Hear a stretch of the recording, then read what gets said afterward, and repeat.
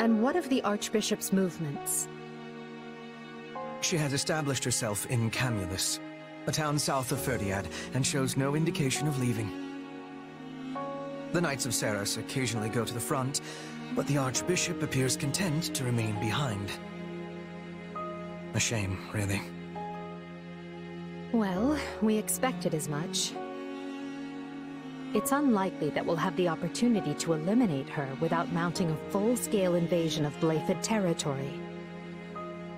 We should have surrounded Garrick Mach and torn the place apart when we had the chance, no matter the cost to us. We may have squandered our greatest chance by not doing so. Hubert, that idea came from Lord Arundel. That is to say, Talus. And it's an impractical idea, at that. One based on unreliable experimental assets that had never been tested in battle. Besides, after breaking ties with him and his allies, we lacked the military capability to carry out an operation on such a scale.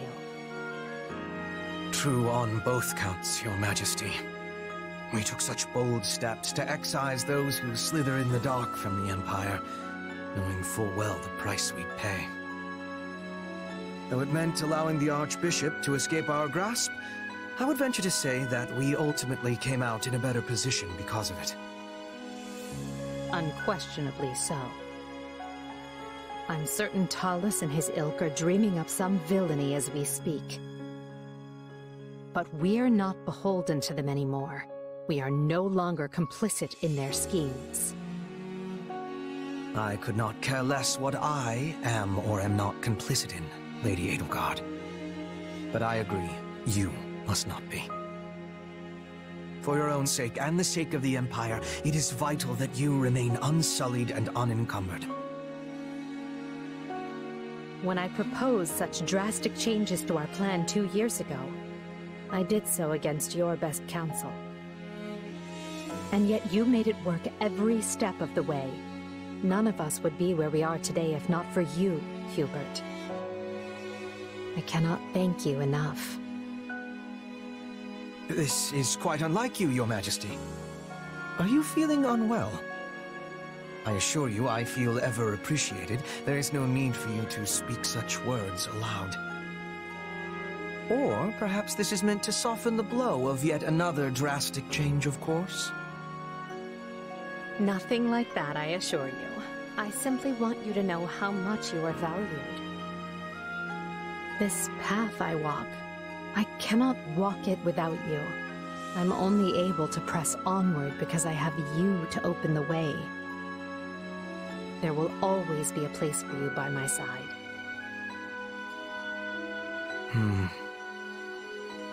Are you certain there are no changes you wish to inform me of? I must insist that you hide nothing from me. What? But I just said I'm not... Hubert, are you truly so incapable of accepting a simple word of thanks?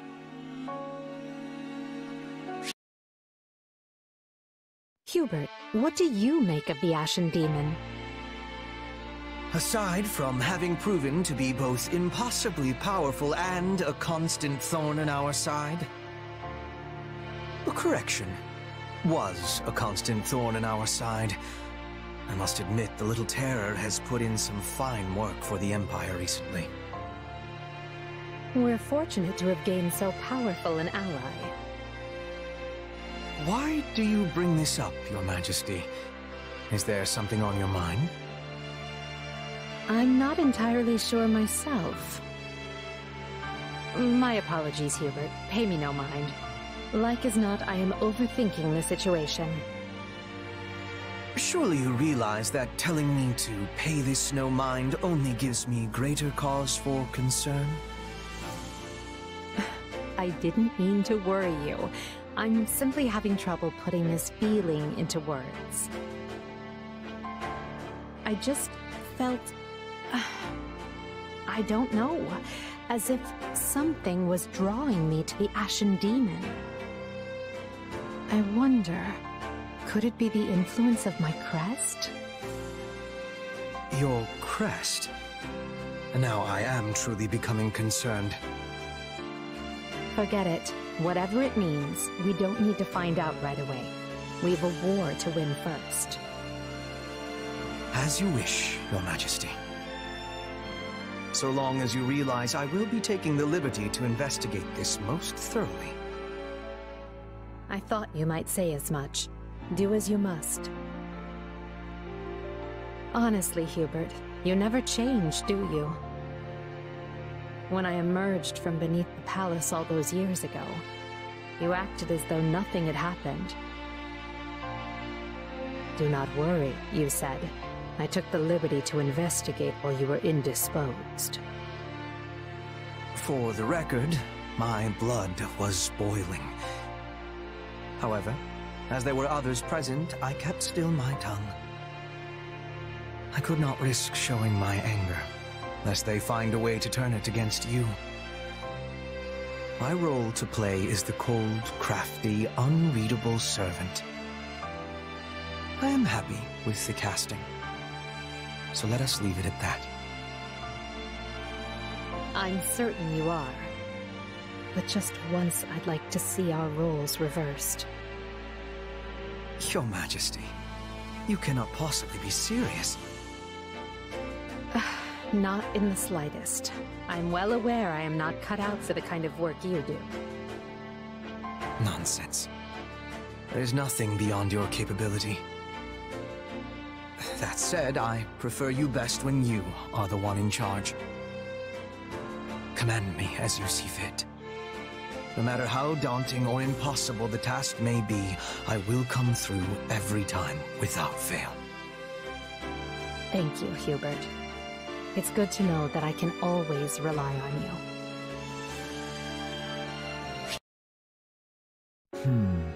Yes, that looks right.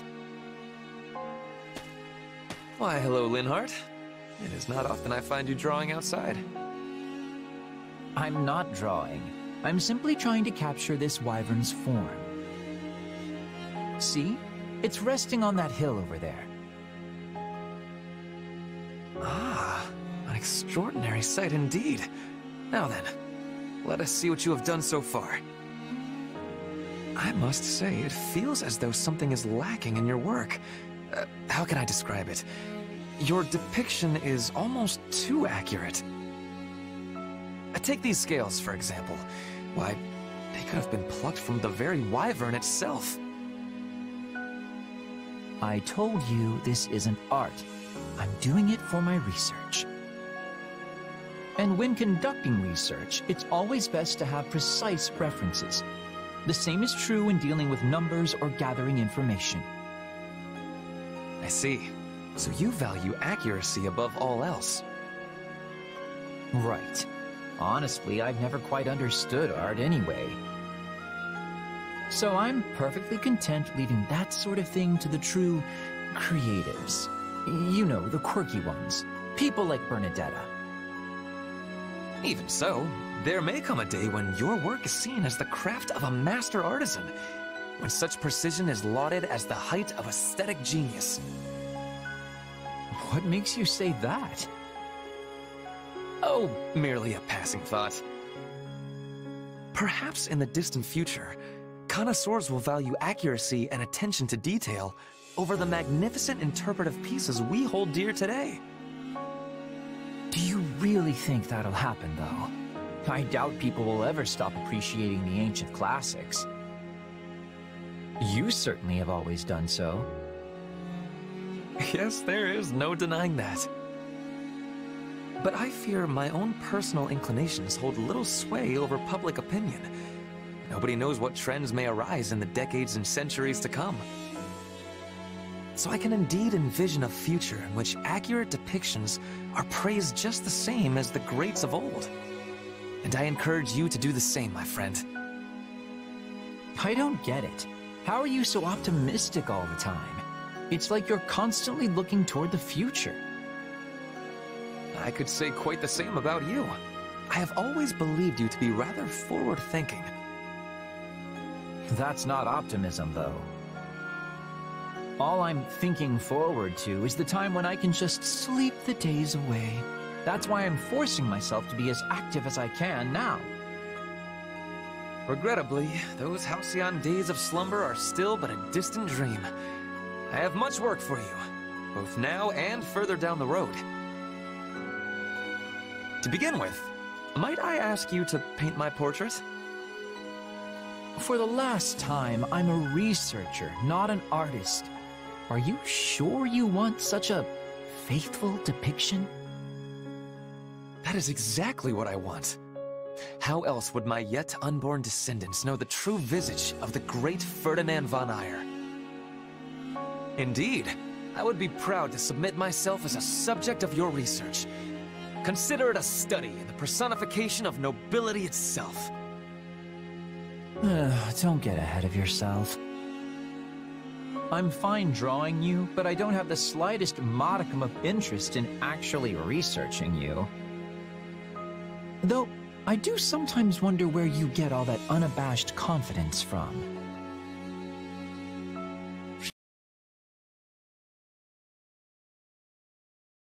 And of course, I'm worried about those who struggle at combat.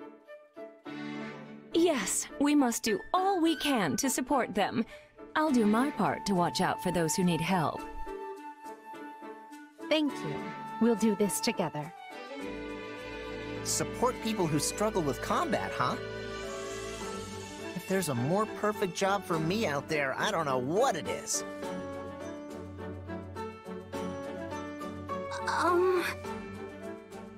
You ready, Bernadetta? Let's go! No! Why do I have to do this? Why do you have to train, you mean? It's not training, it's weird! This is torture and I'm gonna die! Hey, calm down. You'll only be fighting me. You're lying! There are people hiding in this armor and they're gonna attack me, aren't they? That armor isn't big enough for a person to hide in. You don't know that! I could absolutely hide inside one. I mean, yeah, okay, you probably could. Lysithea too, now that I think about it. What?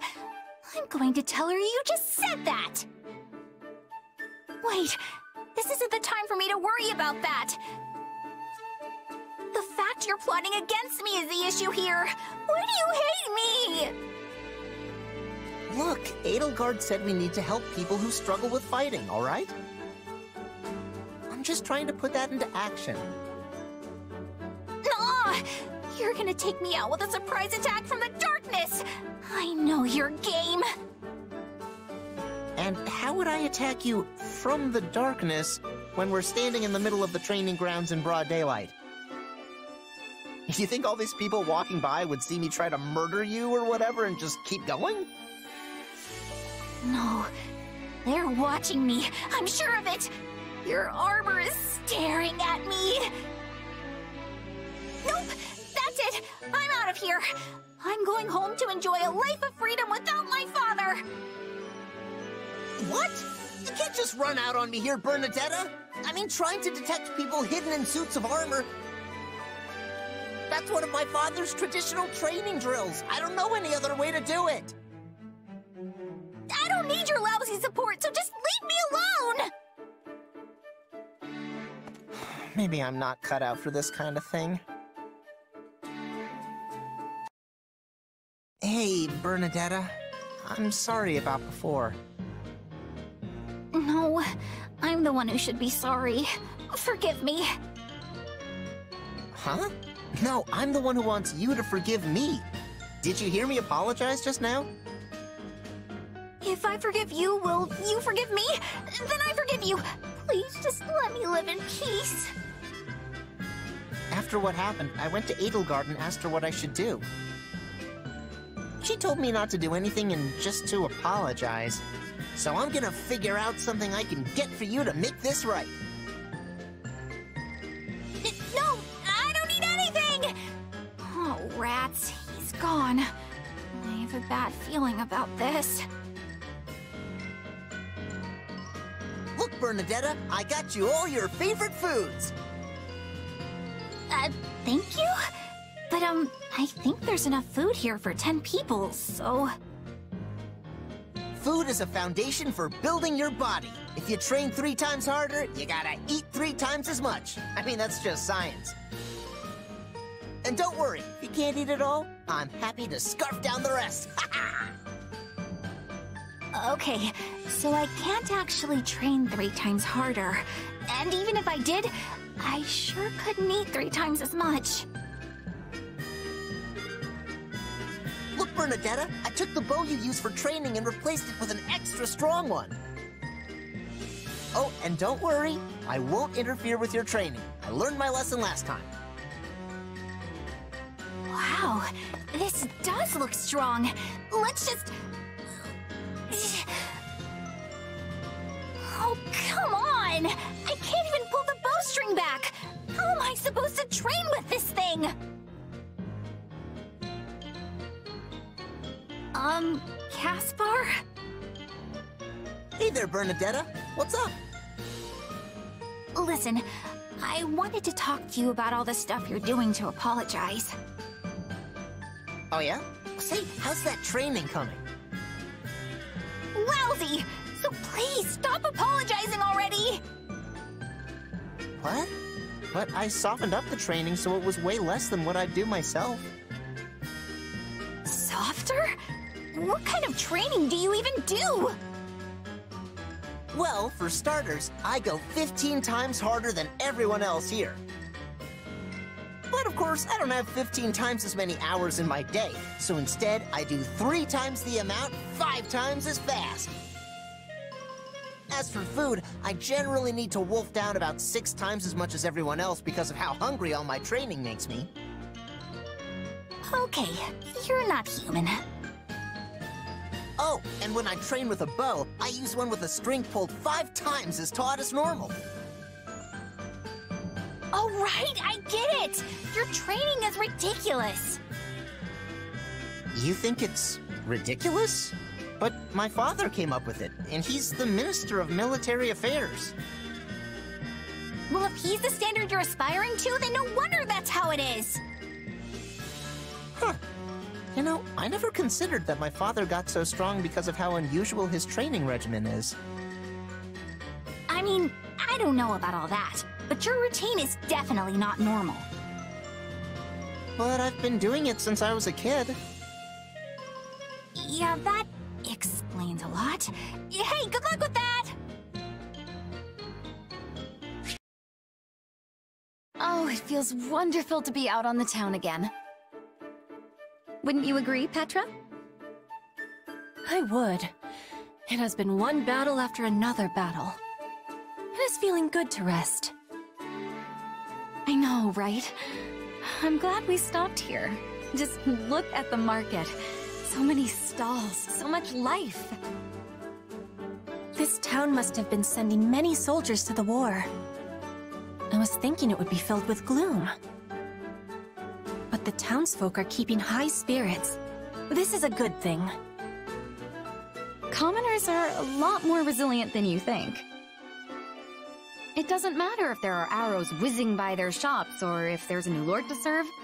They know how to adapt and carry on. Of course, it's different if they've lost family. Ah, yes. In Brigid, everyone is family. We fight as sisters and brothers, and are mourning each loss. One big family, huh? Can't say that for Fodlan.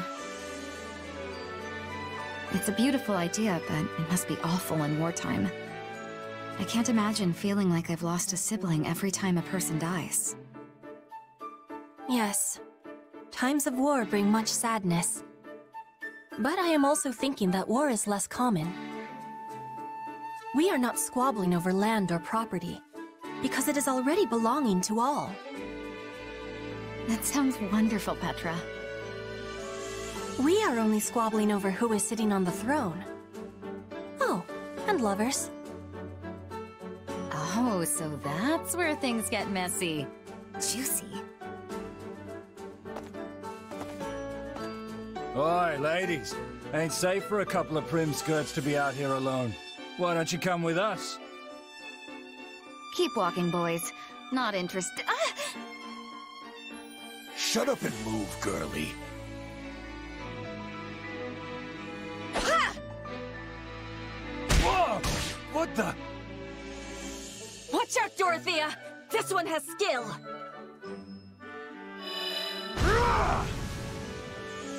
Well, that was incredibly uncivil of them. Are you alright? You aren't hurt, are you? I am well. And you? Not a scratch. I'm so relieved those brutes didn't mess up that silky face of yours. But I am not wearing silk upon my face, Dorothea. No, I'm talking about your skin. It's lustrous and smooth, you know? This is a strange comparison. Silk is easily damaged. My skin has strength. Here, feel. That's alright. I can tell just by looking. Then you are knowing that my skin is like steel, not like silk. I am thinking we should be taking more care from now on. You are precious to me. I do not want to be losing you to thugs. One of them was a capable fighter. Please take my apologies for placing you in such danger. If anyone is trying such a thing again, I will be keeping you safe. Hey, you're special to me too, you know. And no one's gonna lay a finger on your head while I'm around.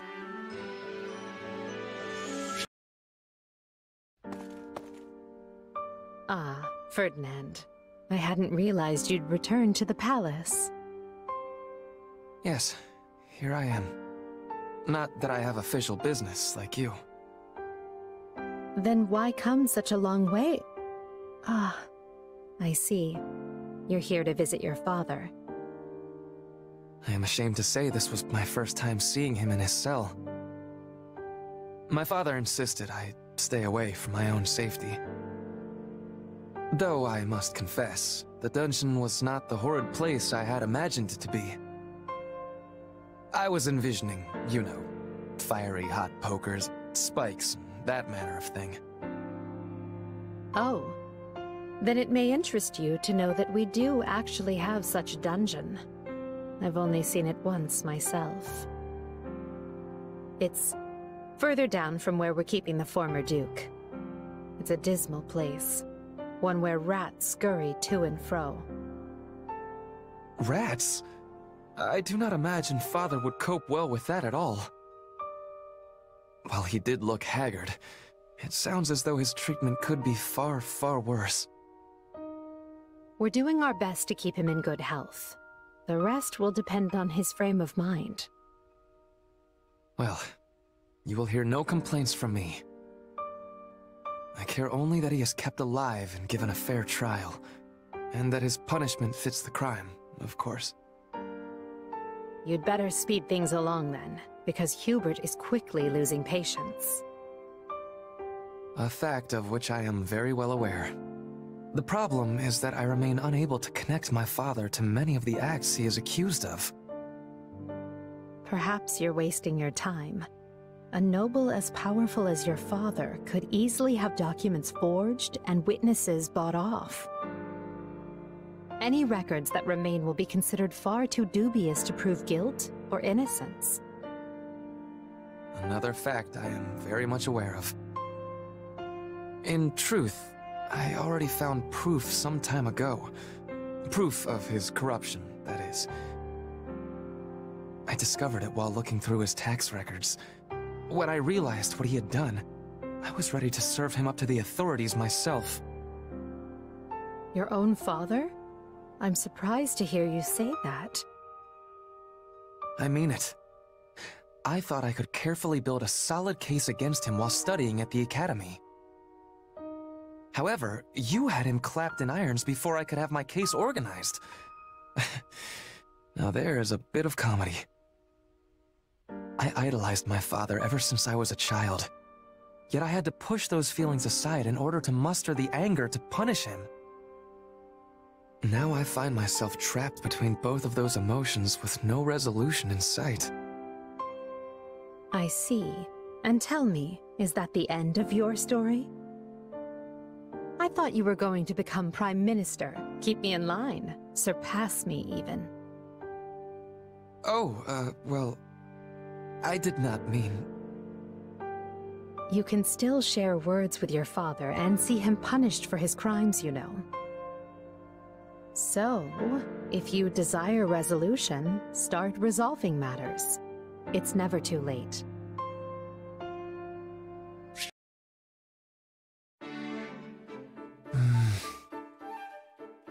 You're in better spirits than I expected. You look at least 2 shades less pale than you did after the battle at Fort Merceus. Oh, but your majesty does enjoy telling it like it is. Would it be the end of you to show a little compassion? No. Then you would just be pitying me. I do not know which is worse. Regardless, I am well. Thank you for noticing. Ask of me what you will, and I shall see it done. I don't need anything from you, Ferdinand. Or at least not in that way. Just give me your usual effort, and that should be enough to get us through the upcoming battle. You can count on me. Point me at a foe, and I will dispatch them with all haste. I cannot afford to die now, or my page in the history books will end in a most horrid fashion. Plagued by the guilt of striking down his father, Ferdinand welcomed the cold embrace of death on the battlefield. Or some such hogwash. Yes, I killed my father. And I would be a liar if I said it did not wound me nearly beyond reckoning. But I will not hate myself for it. It was the correct choice. I did the right thing. Well, don't feel too bad. Imagine what they would write about me if we lose this war. Despite her futile attempts to wrest power from the Prime Minister, the Emperor's people turned against her and her life ended in abject failure. The end. I know exactly what the world would say of me, which is why I have no intention of losing. I will not permit such a thing to happen. If ever my life were to be weighed against yours, I would gladly perish in ignominy if it meant keeping you alive and well. What? Did I say something amusing? No, it's just... You're so strong, so proud. If all the world's nobles were like you, there would be no need to dismantle the aristocracy. That's all. I know it's a futile thought. Nothing is futile. Though even I must admit it seems to be so, given the circumstances. Still, you vastly underestimate the potential of the aristocracy. For generations, our ancestors worked hand in hand, sharing knowledge and wisdom to administer our great land and ensure it was well protected. They acquired knowledge of the region and developed good policies to rule it. And in doing so, they earned the trust of the people. We cannot throw away everything they have built. It would be folly. Of course not. What do you take me for? I'm dismantling the aristocracy, not their legacy. The common folk will take up the torch and carry on. Do you believe they are ready? No matter how gifted they may be, they are only commoners. In order to replace the nobility, they need to be educated. Wait a moment. I see your plan now. You intend to establish a school. One that is not merely for nobles and wealthy merchant children, like the Officers' Academy once was. A school where anyone can enroll, regardless of wealth or standing, and get an education rivaling that of any noble. Ferdinand?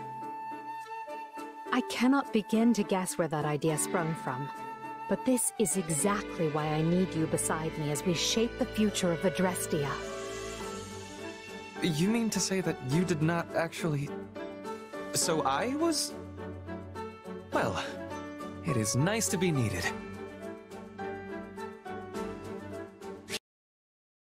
Another clear victory for the Empire in battle. You can surely guess who stole the show yet again. Our mercenary friend? Always a force upon the battlefield, that one. Their approach on the battlefield is exceptional, yet their curious power has also proved quite the boon. It is deeply fascinating, isn't it? Something beyond the principles of magic, and yet different from the power of crests. I might go so far as to say it veers close to the realm of dark magic, but I fear that's beyond my expertise. I am possessed of some small knowledge, yet still fail to understand the nature of that power. Then at present we can do nothing but throw our hands to the sky. And with that, I must be off. Oh? I thought you would be more curious about our mercenary ally.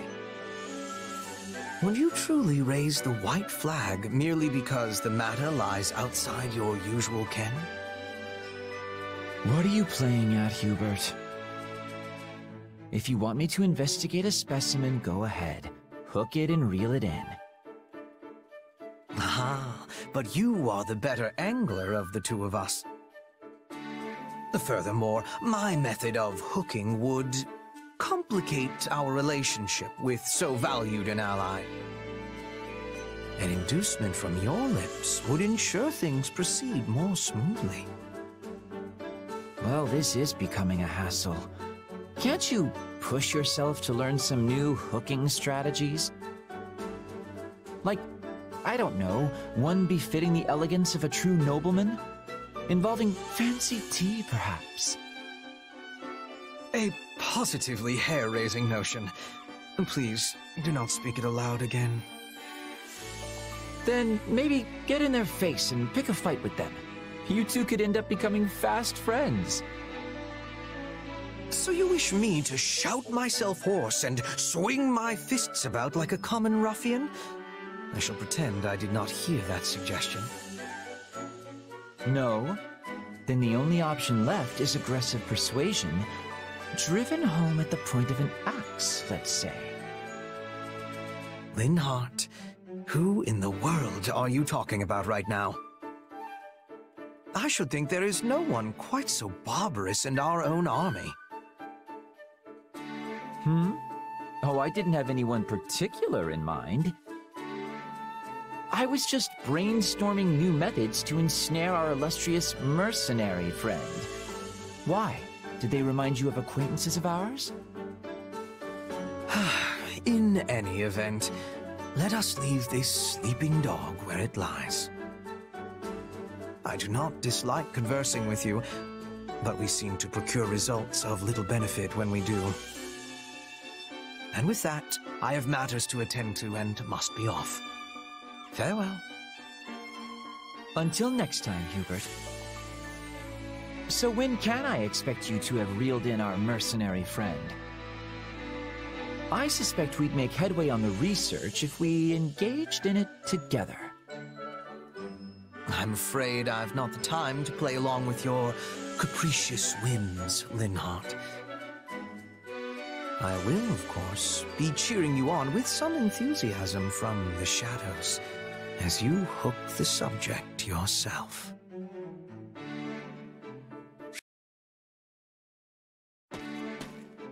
Hey, Caspar. Oh, what's with the mountain of books?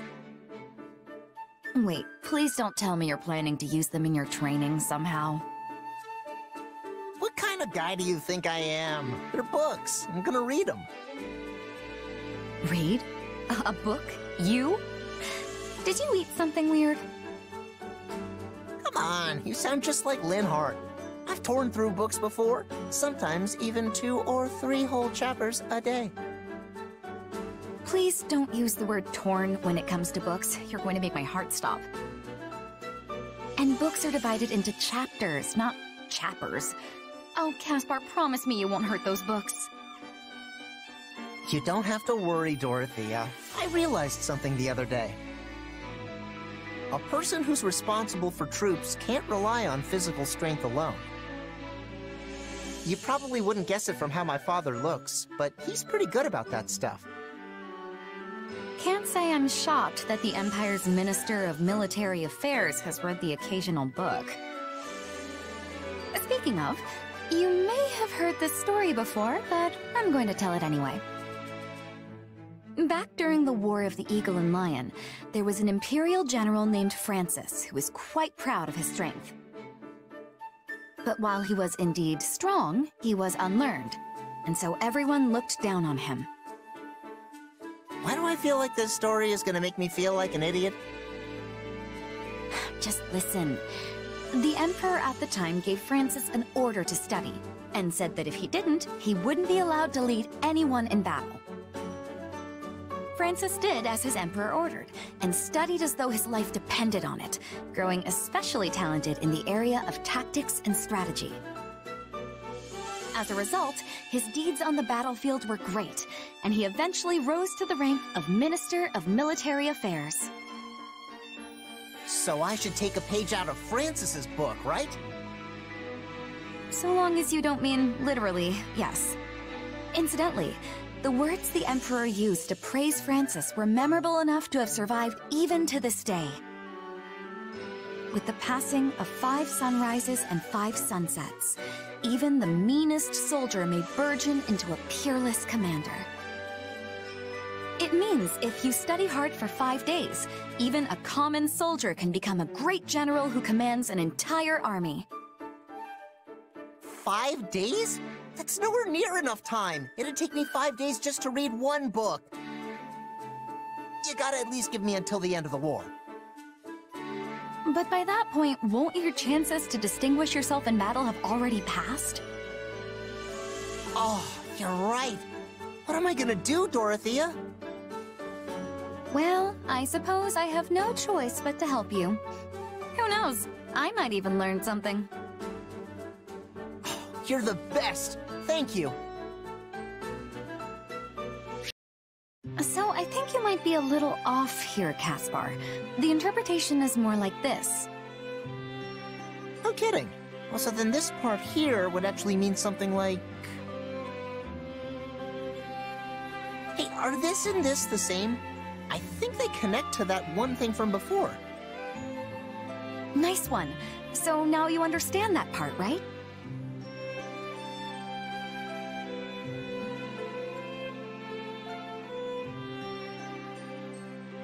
Whew, I really made some progress today.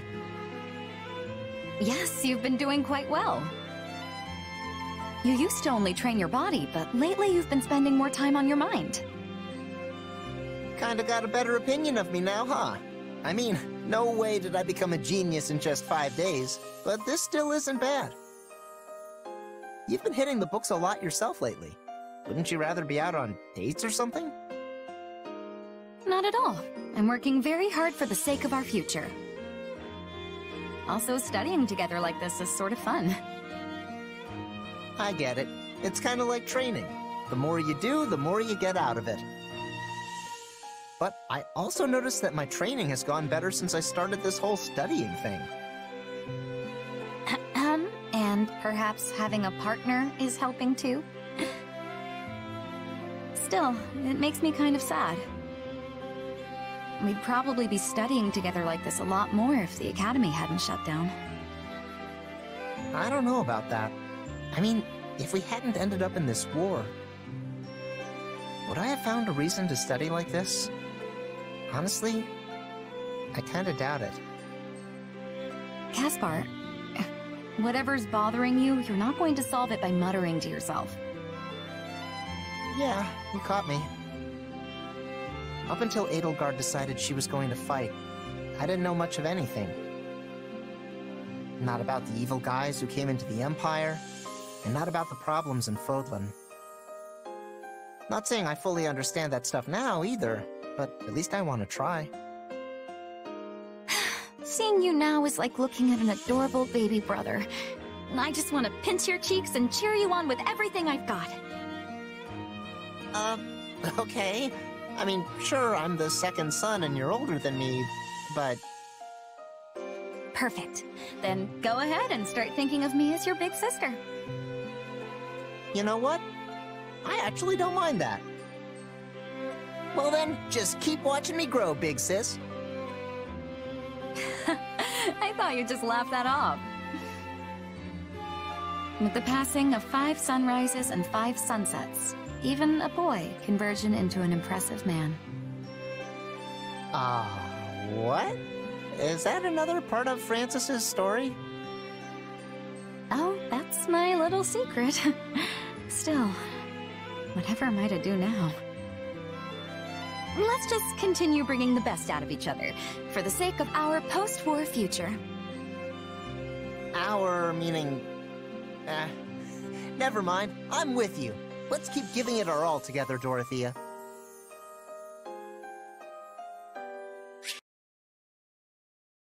This war is getting more brutal with each passing day. If I don't learn to adapt, I'll never survive. Maybe if I work on my bow skills, I can get good enough to fight from a safe distance. I wonder if Petra would teach me. I mean, she doesn't hate me, so that must mean we sort of get along. You are needing my help, Bernadetta? Ah! Petra! Were you there this whole time? For enough time. I am also thinking we are getting along. You do? Aw, Petra! But I mean, I actually could use your help. I want to get better with the bows, so I was thinking maybe you could give me some intensive training? But I mean, you really don't have to. It's fine. Of course! It would give me delight. But there is one concern I am having. Oh, it's the fact that I'm horribly untalented, isn't it? No, you are not without talent. I have seen you being very light upon your feet. But it is only when you are feeling threatened. So, for you to have the greatest improvement, I must be giving you fear when I am training you. Okay. But maybe you could be threatening in a non-threatening way? That could be done, but then you would not be having improvement. Terror is what you are needing for this. I don't think I like the sound of that. Then we must be forgetting this idea. I do not want your heart to be giving out. Hey, come on! I'm not completely afraid of applying myself, you know? If we are doing this intensive training, you will have to be facing the trial of wind. I am thinking you lack the readiness you need. The trial of wind? You know what? Do your worst. My heart can take whatever you dish out and chew it into little tiny pieces. Very well. Once we have our beginning, I will not relent. I hope you have offered your prayers today. On second thought, maybe we should discuss this just a little more before we... Gotta save me! Petra, enough! Cease! Your arrows are just one big blur! Now it is time for seriousness. 100 arrows from behind. I thought we were already serious!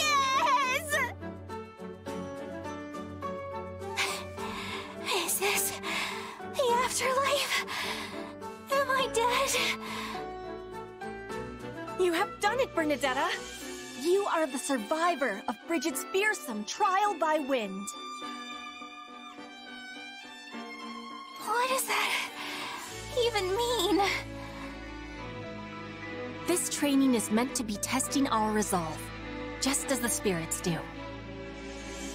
Warriors of Brigid who are surviving the trial receive the blessings of the wind spirits. You have passed. Now the spirits will be with you always, and guiding your arrows. I passed? Yes! You go, Bernie! But actually, I'm just happy to get your approval here. It feels nice. It is the approval of the wind spirits, not mine.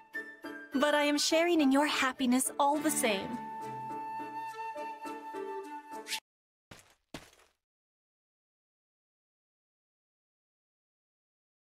It seems I'm alone. Are you here, little one? Aw, were you waiting for me? You're a good kitty, aren't you?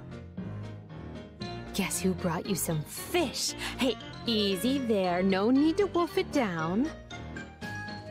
Wow! Oh, you want more? Well, just stay put while I...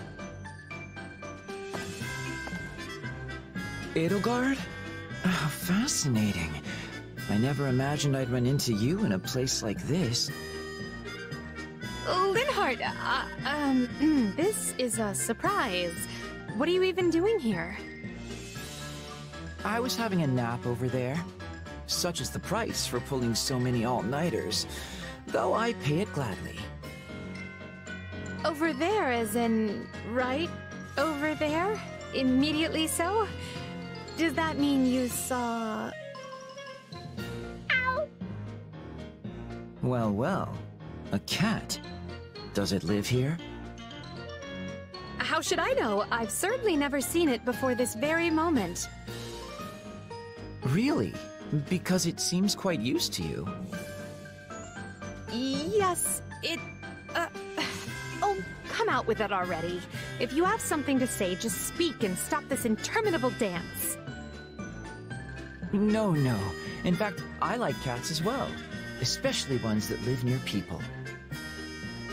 You, a cat person. I never thought I'd hear you say that. Why not? I find them charming.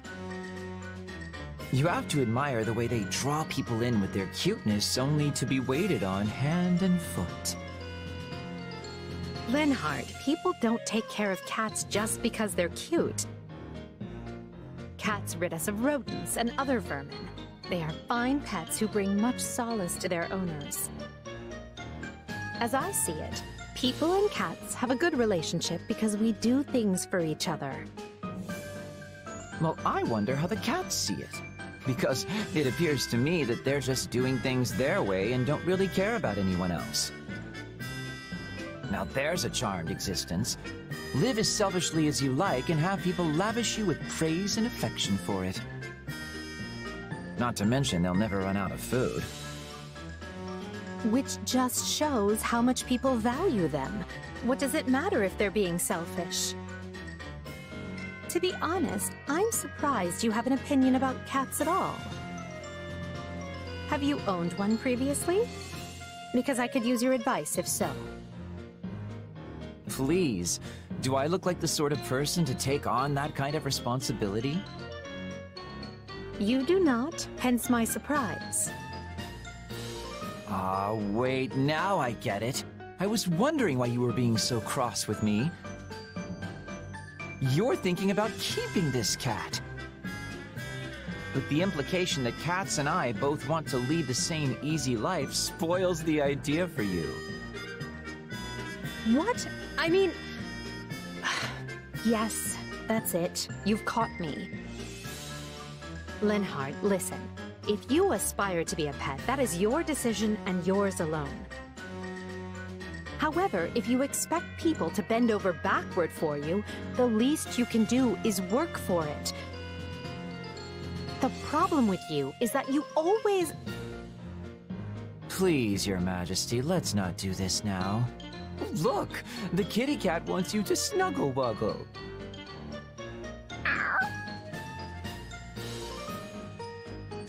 So when it comes to President, that is the situation. Yes, I see. Burning the midnight oil, are we? Such zeal. Ah, Hubert! What are you doing here at this hour? Up to your usual intrigues behind Edelgard's back? I would thank you not to make such blind and rude assumptions when you lack any basis for them.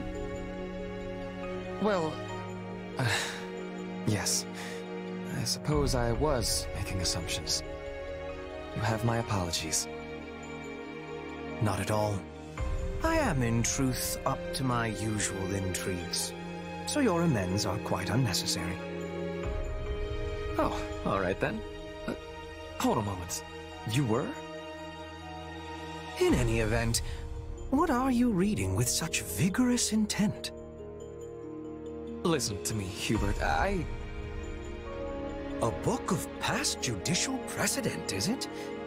Ah, and specifically concerning the prosecution of nobles. Yes. I have a mind to settle matters with my father. The letter of the law considers rebellion a capital crime, but practically speaking, that is not the case. Members of the nobility are especially likely to be granted clemency, and all the more so in recent years. Yes, they expiate their guilt by surrendering peerage, providing assets and information, and leaning on the strength of their past meritorious deeds. In short, the nobility make full use of every excuse available to hold tight to their miserable lives. One could pluck off their arms and legs and leave them to fester in the dankest of prisons, and they would still come wriggling back to the surface. So long as they are permitted to live, that is. Like with the former Marquis Vestra? That one did not serve his emperor properly, and acted in a manner easily construed as treasonous. This is incontrovertible fact. Go on.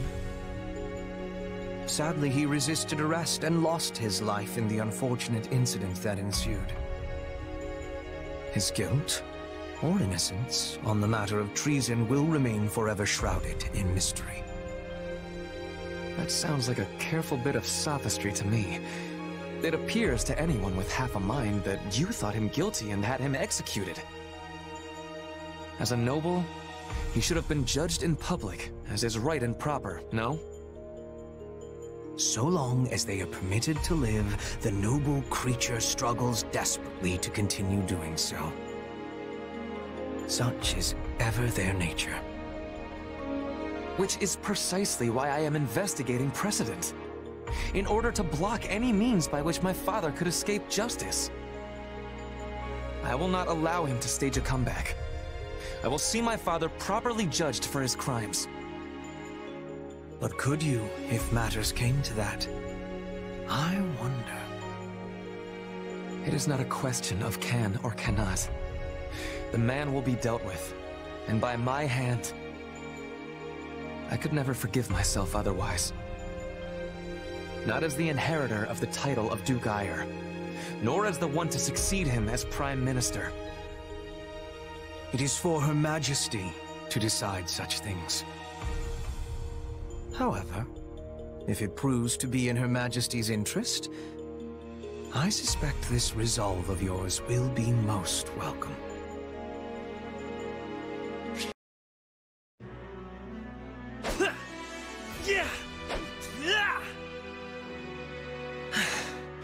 I suppose that will be enough for today. Splendid spearwork. You are every bit the ideal of a nobleman. One who wields both lance and pen with equal aplomb.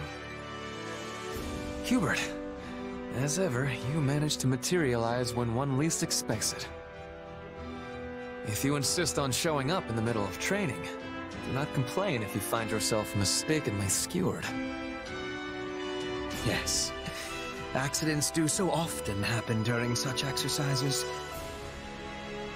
Why, you could stab the life out of me here and now and still readily explain it away as a mere accident. Enough, Hubert. Even if you are joking. Although, I suppose it was I who first spoke flippantly. You have my apologies. I am ever at a loss to reply when you insist on apologizing so earnestly. In any event, your training has a certain ghastly quality about it of late. I found myself curious what it was that so impelled you, and came to check on the situation. I should think it obvious. The climax of this war is upon us. Thus, I have to focus myself all the more and work vigorously toward ultimate victory. I do this for my comrades, for the Empire, and for a better future. And perhaps for your departed father? Why would you think that? The father I looked up to, the one who served as a pillar of the Empire, died long ago. The man we fought at Fort Merceus was nothing but a traitor who lost sight of how to live. At this point... Listen to me, Ferdinand. If you wish to deny my claim, just tell me I am mistaken. As they say, those who protest overmuch admit the truth unwittingly. That was not my intention. Yet I cannot deny there is a part of my heart which thinks exactly that. You have changed. Well, no. Your true nature has not changed a bit. You are stubborn as ever, but there now also exists a rather flexible side to your personality. And you never change. And have not since the days when I was an ignorant young man. Since that time, you have proceeded unerringly along this road at Edelgard's right hand. But now I'll walk that same path. And it is the two of you who stand at the vanguard. If you have something to say, dispense with the flattery and speak plainly. Fine. I mean to join you both at the forefront, so our Emperor will have loyalty at both her right and left. We shall be Hubert and Ferdinand, the twin jewels of the Empire. The twin jewels of the Empire?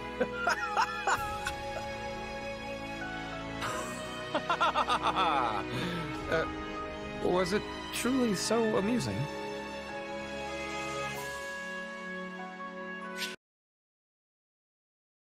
And that's the situation. Now put your head down and see it done. Leave it to me. I can do this blindfolded.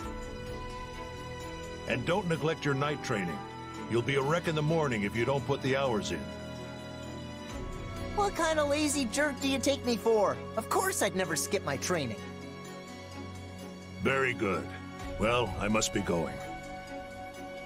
It seems you have a visitor anyway, so farewell. Wait, a visitor? Oh, hey, Petra. Sorry, were you waiting for me? What can I do for you?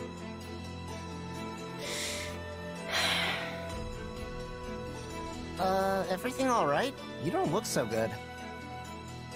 I am well. You have my thanks for your concern. You sure? I can walk you to the infirmary. I think Professor Manuela is in, actually. No, I am well. Do not be troubling yourself. If you say so. I do. Caspar, I was not realizing that your father was visiting. Yeah, he dropped by to talk to Edelgard and some of the others. Guy's so busy he hardly stays in any one place for more than a few hours. I must be remembering that. Oh, you have some business with him? No, not yet. Hey, sorry, but did you need me for something? Huh? Oh, Edelgard is needing you. I was coming to tell you. She appeared quite upset. Her composure was almost lost. Wait, she's mad at me? Oh no, I totally forgot she wanted to see me! Thanks, Petra, you're a lifesaver! One day, I will be having revenge. Leopold von Bergles, you will be ruining the day you stole my father's life.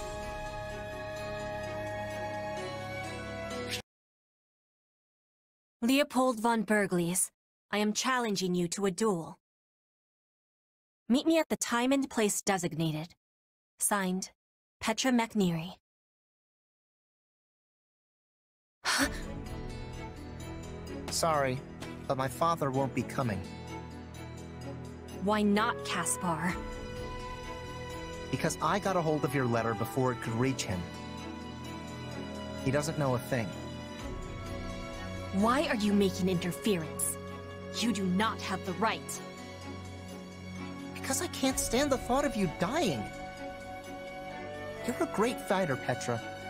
But you don't have a prayer against my father. You've got to know that.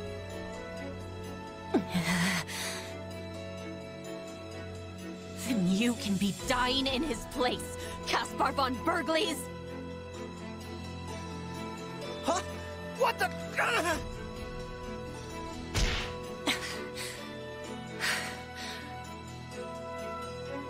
Why are you backing away? Just finish me off. That would be achieving nothing. I thought you said you were gonna kill me in my father's place. I was losing control of my emotions. Okay, so now what? You gonna start following my father around again? What are you thinking? I don't know. I mean, I know he killed your father, so if you really hate him that much, then go for it, I guess. But I'm gonna try and stop you because I don't want you two killing each other. Caspar, for certain reasons that are not being public, I am Queen of Brigid now. A queen cannot be acting on personal grudges. Then why did you challenge my father to a duel? I do not know. It was a mistake. It was not normal for me. Well, I guess even a queen can't push her feelings down forever. I can't imagine what it must have been like to go through what you did. But I think I can still relate. Hey, here's an idea. From now on, take it out on me. No, this is silliness. There is no point in killing you. I'm not talking about killing, Petra. What I want you to do is unload on me. Tell me off. Just talk to me about whatever it is you're feeling. If all your hate becomes too much, dump it on me. If you want to hit something, I'm your guy. I just want us to keep being friends. All right? We will stay friends by yelling and hitting? I am not certain that is the kind of friendship I am wanting. But I am thanking you all the same. I will be giving it thought. Great. Then just tell me when you need me.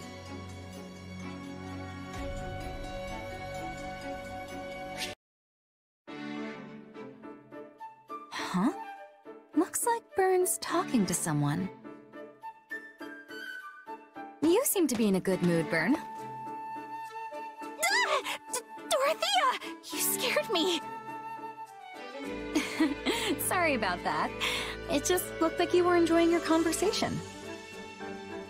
That was a man you were talking to, right? He walked away before I could see who it was. Yeah, but it's not like that. Oh no? It sure looked like you were getting along well. Who was he, Is spring finally springing in the heart of my dear Bern? No, it's not like that! Do you remember the commoner friend I had once? You mean the one who vanished from your estate half dead? Yep. Well, it turns out he's actually alive, and in our army. That's great, Bern. A childhood friend, thought past, reunites with his treasured companion amidst the fires of war. A noble daughter and a common lad. A love that knows no social boundaries. This is the perfect plot for an opera. Yeah, that sounds impressed. Wait, no, it's not love! Yes, but if they made it into an opera, that's how it would be portrayed. For example, there's a series of operas known as the Empire of Love, and their latest could be the Bernadetta saga. Absolutely not. If that happens, I'll lock myself in my room and melt down the key. Then I'll have to keep it secret. A shame, though. It's such a lovely story to waste. It's not a waste! I'm taking it to my grave. I'm sure you are. Still, I'm glad your friend is all right. Perhaps your father wasn't as cruel to him as wagging tongues would have us believe. Actually, he says my father was protecting me. I guess someone was trying to kill me, so he had no choice but to kick out my friend. But if that's the case, doesn't it mean you can patch things up with your father? No. My problems with him go way beyond this one incident. I mean, yeah, it seems like there was a bit of a misunderstanding around this one thing. But even if he was protecting me, it wasn't for love. It's more like how a smith protects a valuable tool. That sounds very much like my father. It does? Yes. He tossed my mother aside like some worn-out tool because their child, me, didn't have a crust. That's why your situation feels so personal. I really want you to overcome your struggles with everything that happened with your father, and find a way to be happy. But I'm already happy. Really, I am. And it's all because I have friends like you, Dorothea. Then I can be happy too. Because I have friends like you, Bern.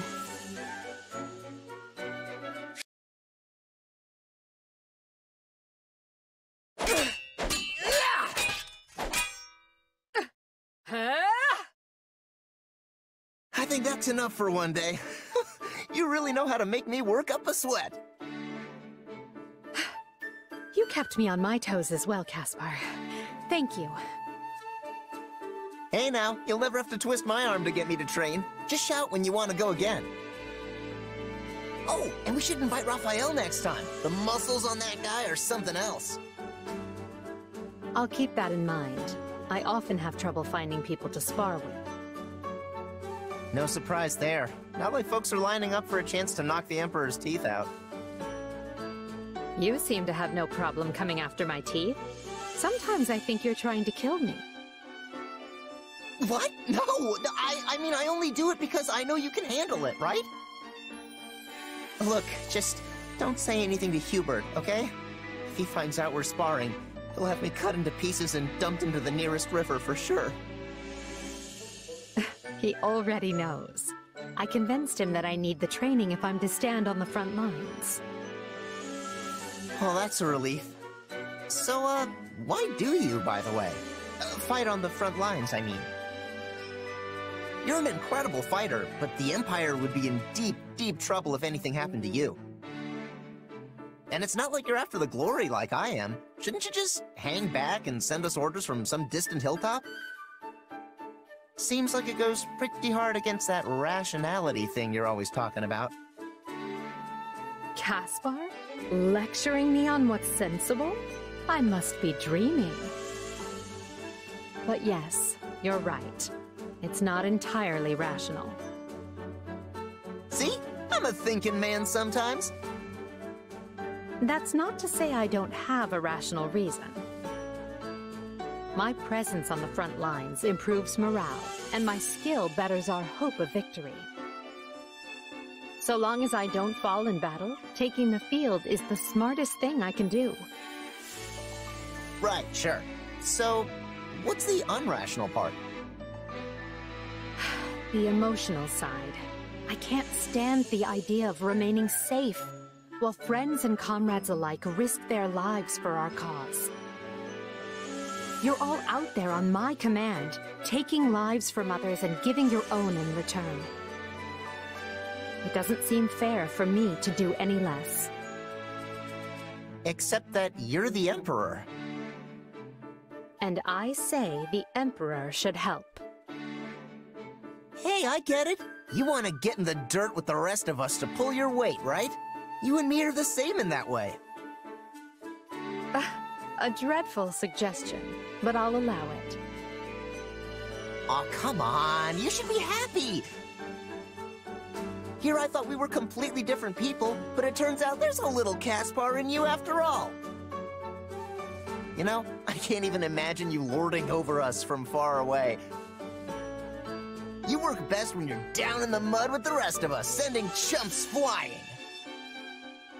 If there's a little Caspar in me, perhaps it's time to put a bit of someone else in you. Someone with manners, perhaps? Ugh, the M word? No thanks. You know all that politeness would only hold me back.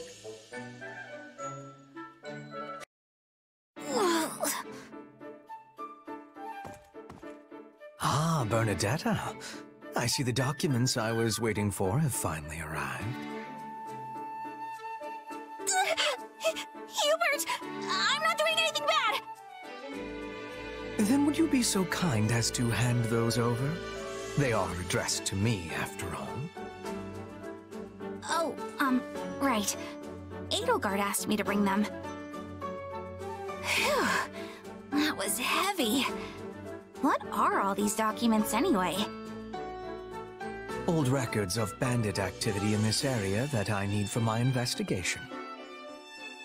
Hey, that reminds me. I heard we had a group of bandits cornered, but they sort of got away. Yes, a most vexing development. It beggars belief that our troops prove unable to exterminate even these few stray vermin. Wait, are you angry? Oh, I doubt it is worth raising my ire over. That's good. But you look like you're angry. Bernadetta, are you aware of how your persistence often leads to the very outcome you wish to avoid? Yes? In any event, my mood is what it is because I must now locate a den of rats. I will need to research previous stomping grounds, then cross-reference the location of their old lairs in order to work out where this new one might be. Wow, that sounds like a ton of work. Yes, but there is nothing for it. These craven rats will not re-emerge once they've burrowed into their nests. Hey, neat! I definitely understand the desire to burrow in somewhere and never come out.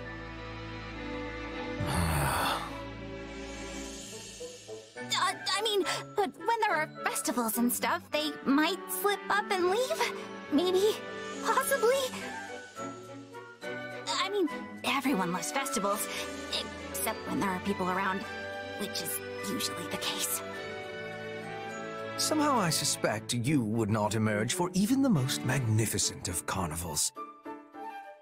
However, you and the rats may differ on that point. We do what now? Yes, of course. Unlike you, these thieves have no particular desire to live away from others. We have had them on the run for some time, which means they've not been able to earn coin through their usual underhanded work. Thus, if I were to prepare a place where they could cut a few easy purses, they might consider the spoils to be worth the risk. Okay. And the bait shall be a festival. Due to the war, we have not held a genuine festival for quite some time, after all. So even if we do not capture the rodents, and it merely brings much-needed succor to the people, I would still consider it a success. Well done, Bernadetta. You have come up with a splendid idea that eluded even myself. Why are you complimenting me out of nowhere? Are you plotting against me? Not particularly, no. Although I am thinking I will require your assistance in this matter from now on. No! Someone free poor Bernie from this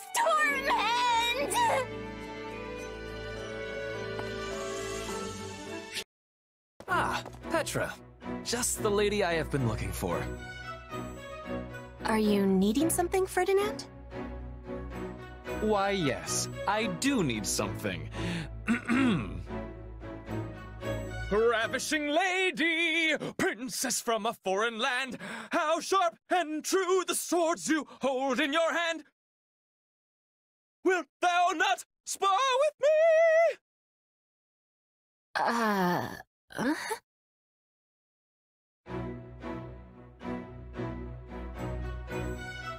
How was that? Did I do it correctly? I want to be certain I understood the Brigid way. What? You see, I was perusing a book on your customs the other day. It was there that I came across a description of the proper way in which to make a request of members of the Brigid royal family. Apparently, one is supposed to improvise their need in the form of a song, while performing a small jig or rondo. I find it to be a most lovely tradition. I am not knowing of this tradition. You do not know it?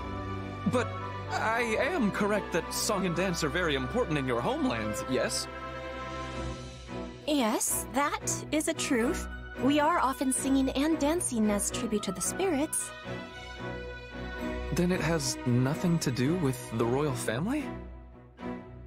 Ah, now I have understanding.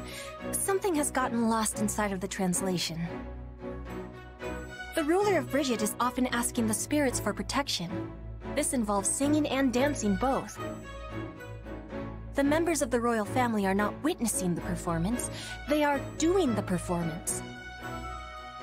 Also, it is for special occasions only. No one bursts into a song with suddenness. That is strange. Yes, I am discovering that for myself. I was convinced that Brigid must have some manner of odd custom that defies Fodlan convention. Ferdinand, what land of silliness are you thinking I am from? What? No, This is all going quite horribly. This is what I deserve for trusting that ridiculous book. Do not be worrying. Even books of greatness may contain mistakes. I once was reading that all Fodlan nobles are born in wells. Can you be imagining? That is a ridiculous notion. It was even within the title. Fodlan's Nobility, a day in the life of the Wellborn. Petra, wellborn is actually a word. It means one who is born into a noble bloodline. I am knowing that, Ferdinand. I was having a joke. I am not breaking into songs and dances, but I am breaking out the dictionary when I have the need. A joke? I must say, this is quite surprising, Petra. You are unearthing my ignorance in spades today. This is twice you have made me dine on dirt in a single conversation.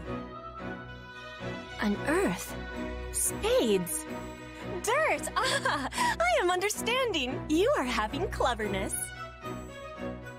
Well, no, that was merely a coincidence, but I am glad you enjoyed it.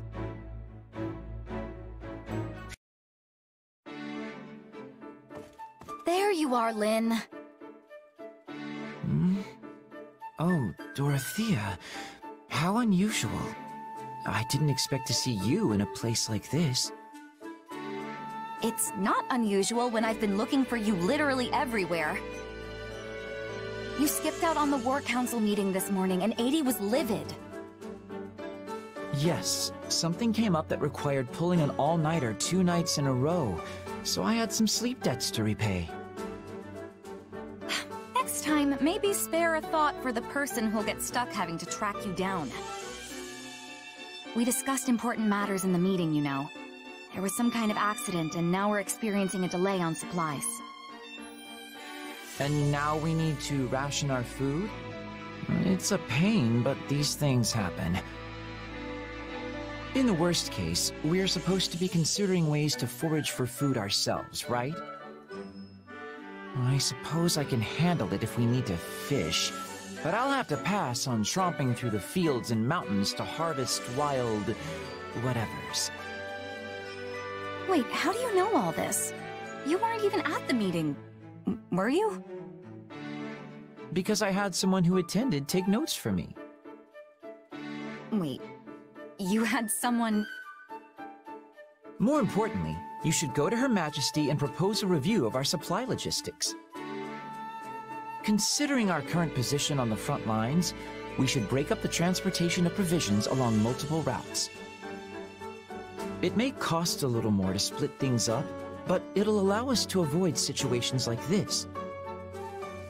Overall, it should provide many benefits, and the plan will be viable for use in future campaigns too. Wow. Dorothea? This sort of thing really gets your brain going, huh? Still, I wish you'd just go to the meetings and share all of these opinions.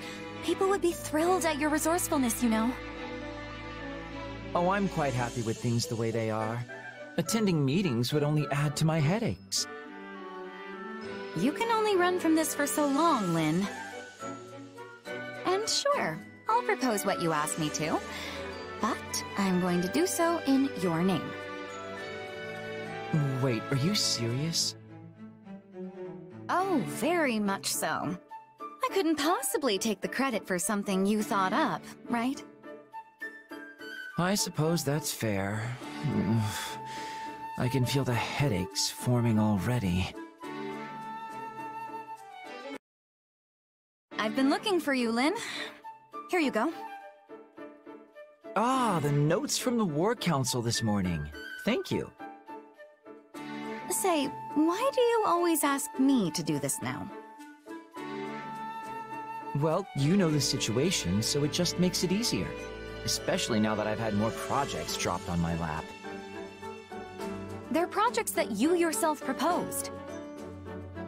Besides, your handwriting is beautifully legible. Your way with words makes the material quite easy to digest. Really, it's delightful. If you think I'm going to keep being your scribe just because you compliment me, think again. Hello, Dorothea. How good to see you recovered. Yes, I'm better now, thanks. The fever's all gone. Though, I'm way behind on everything because of it, so if you'll excuse me, I need to get caught up. Here. Are these notes?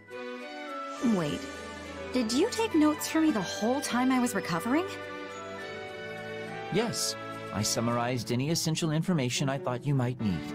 War councils, scouting reports, that kind of thing. So, this is your handwriting? Like, yours. Why do you look so surprised?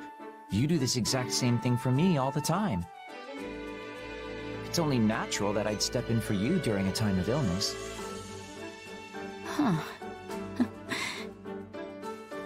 You really are a strange guy. You know that? You never want to do anything that takes even the slightest effort, even when someone asks. And yet you went to all this trouble for me. So, like I said, you're strange.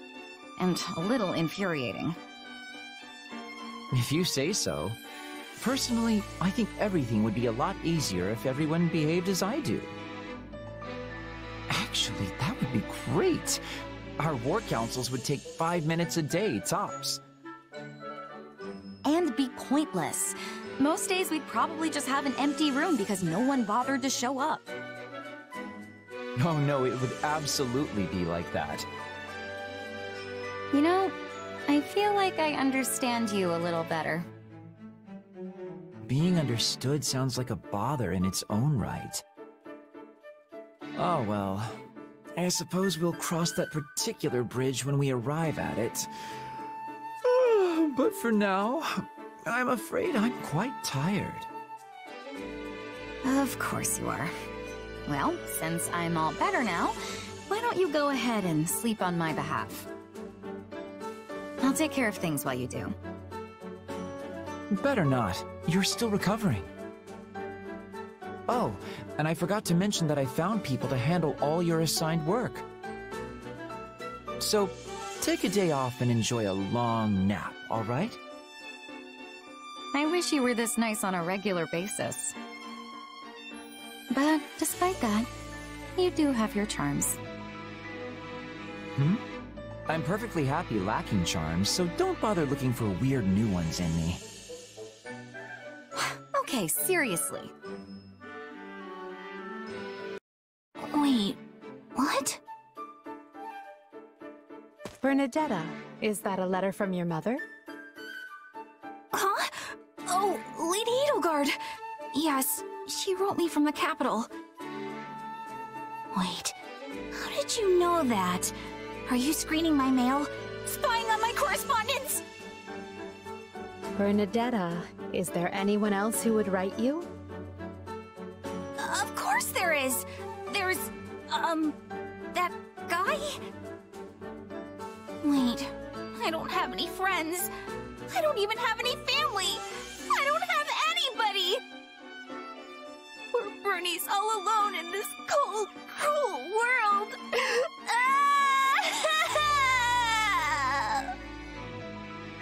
Easy, Bernadetta. You have plenty of friends. They simply don't need to write to you because you're fighting in the same army. Wait, really? Well, that's a relief. Also, how can you claim to have no family when your mother writes you regularly? That's certainly more than I can say. Oh, right. I forgot about your, parent situation. Guess I shouldn't be complaining, huh? It's fine. Just be thankful that your mother is in good health. And make sure to write back so she doesn't worry. I always do. Pages and pages. That reminds me, have you heard from your father? I'm sure he had much adjusting to do after I installed him in Garreg Mach as the head of the Southern Church. Nothing from him, but my mother keeps me up to date in her letters. She has his attendance and her regular reports. The last update was something like, "Your father is so scared of the Central Church's assassins, he's locked himself away up in the third-story reception hall. They have to drag him out kicking and screaming whenever it's time to deal with clerical affairs." I'm certain I heard a similar tale when another noble first relocated to Garreg Mach. Really? Huh. Oh, but the locking himself in his room part sure sounds a lot like me, doesn't it? Yes, although you've come a long way from the reclusive, shy girl you used to be. Back at the Officers' Academy, you used to take your shunning of people to something of an extreme. Do you really think I'm that different now? It's hard for me to tell. Maybe knowing that my father has started hiding from the world helps, though. Now I don't have to stay inside to avoid seeing him, you know? One might say your curse has been lifted, just like mine. Wait, hang on. What's your curse? Nothing. Please ignore what I said. Oh, come on! You can't leave me in suspense like this! What is Talus plotting? Will the capital be all right? If another imposter... Who's there? Lady Edelgard? Is that you? Bernadetta? What are you doing here at this hour? Oh, well, I was maybe sort of hoping to hole up here for a while. This is one of my go-to spots when I want to be alone. In that case, I apologize for intruding. Oh, it's really not a big deal or anything. Lady Edelgard? Is everything alright? You seem, well, kind of down. if something's bothering you, I'd be happy to listen. If you don't mind talking to me, I mean. Thank you, but I wouldn't know where to begin. Once the Emperor starts rattling off her many woes, you're likely to be trapped here forever. Actually, that isn't what I meant. Then, what did you mean? Do you remember that time you told me how my curse was lifted? And then you started to say that yours was too? Well, I've been worried that curse has been eating away at you the way mine did with me. Is that why you're here all alone in the middle of the night? I wasn't expecting you to see right through me quite so easily. But you're right. Something is eating at me. There is an enemy I thought I'd fought and beaten, which I believed freed me from my curse. Alas, that was wishful thinking. My enemy is still alive. And worse yet, he is not alone. That sounds terrible. But I know how that feels. I've been struggling too. If I stay outside too long, I end up being seized by this panic that makes me want to hide away again. I guess I'm still learning how to deal with it. That's how life is, Bernadetta. We all bear our scars, but the only thing we can do is keep going. The idea that nestling up to someone and being kind will make all of their pain disappear is nothing more than fantasy. That's simply not how such things work. It's a mean old world, that's for sure. But that's no reason to despair. After all, what are we fighting for but a world in which people are no longer left with scars like yours and mine? A world in which the people who wish to stand out can do so, while those who remain on the sidelines have their choice honored as well. That is the future we're building together. Do you really think we can do it? Because if you do, I'm going to fight right alongside you, and then celebrate by locking myself in my room. I'd say that's perfectly acceptable, so long as you've taken care of the things you need to do. Aww, but doing things is the hard part. Stop being so difficult, world. Lord Hubert, we've located what appears to be an enemy scouting party in the forest near our base. This is certainly a matter of concern. We will need to make immediate preparations to... But the one who located them was... Caspar. Ah, I see. Then what of our casualties? Also, did we manage to capture any of the enemy? We've 3 lightly wounded, including Caspar. And I fear none were taken alive. I suppose such things are wont to occur when charging headlong into the fray. Hey, Hubert! Did you hear how I cleared out a few enemy spies? I did indeed. And on top of getting several people injured, you failed to capture any of said spies. Had you first called for reinforcements before leaping into action, that could have been avoided.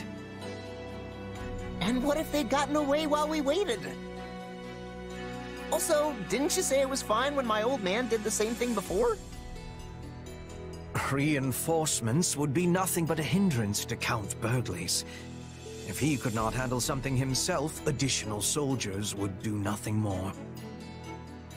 Besides, he would not have suffered even the slightest injury in the process. Hey, I'm barely scratched! Ah, forget it. I'll win your respect next time for sure. Why do you ever insist on hurling yourself into danger at every opportunity? Clearly, some of the reason lies in your desire for military accolades, and yet... Let us take this most recent incident, for example. Had you summoned reinforcements, you would likely have received more plaudits for it. The capture of an enemy spy would have been a nice feather in your cap, as would coming home with fewer injured comrades. Yeah, I don't know about all that. All I can say is that my gut told me to attack and I listened. And it wasn't a terrible result, so what's the problem? The problem is whether or not your gut continues to avail you.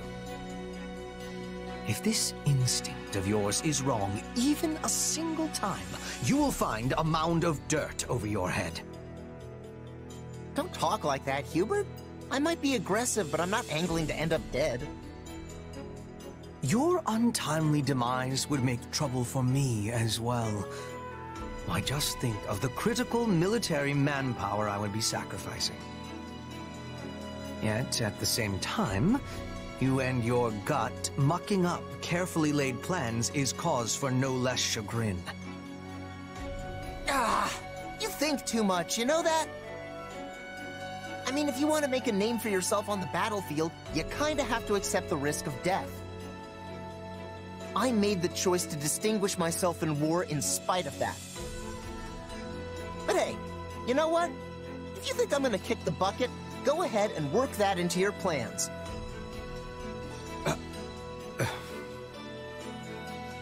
Look, I know I'm your critical military manpower or whatever it was you said, but sometimes you've gotta win whether you have that manpower or not. Like I said, I'm not aiming to get myself killed, but I also know there are no guarantees in battle. Anyway, I figure that's gotta be the best way to make sure I don't end up being a burden for you. Oh, it's time for training. Gotta run, Hubert. Placing your fate into my hands, are you? They say it is a fine line that separates the saint from the buffoon. How right they are.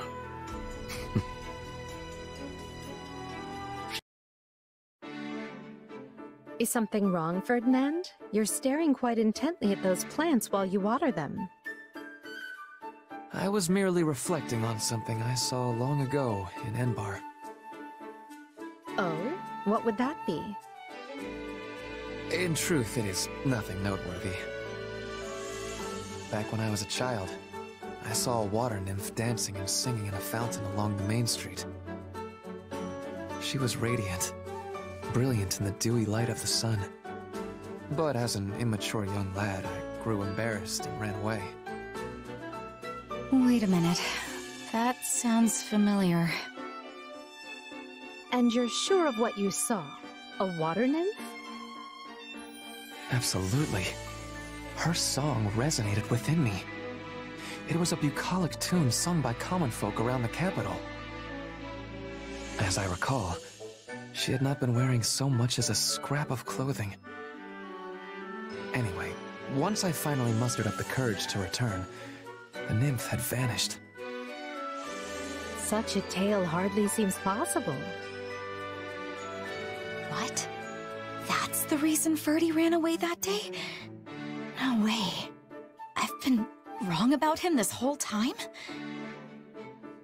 I mean, considering how I must have looked in that fountain... Oh no. I can't even begin to face him right now. I have to go back. Is that Dorothea? I wonder what she's doing over there. He's seen me. All right, Dorothea, just be calm. It's fine. It's all fine. Everything's fine. Why, if it isn't Ferdy and 80, what a coincidence to bump into the two of you here. Dorothea, your face is red. Yes, indeed it is. Do you have a fever? Really? I feel fine, but... Well, I was just coming to check on things, but since it all checks out, I'll be going. Bye!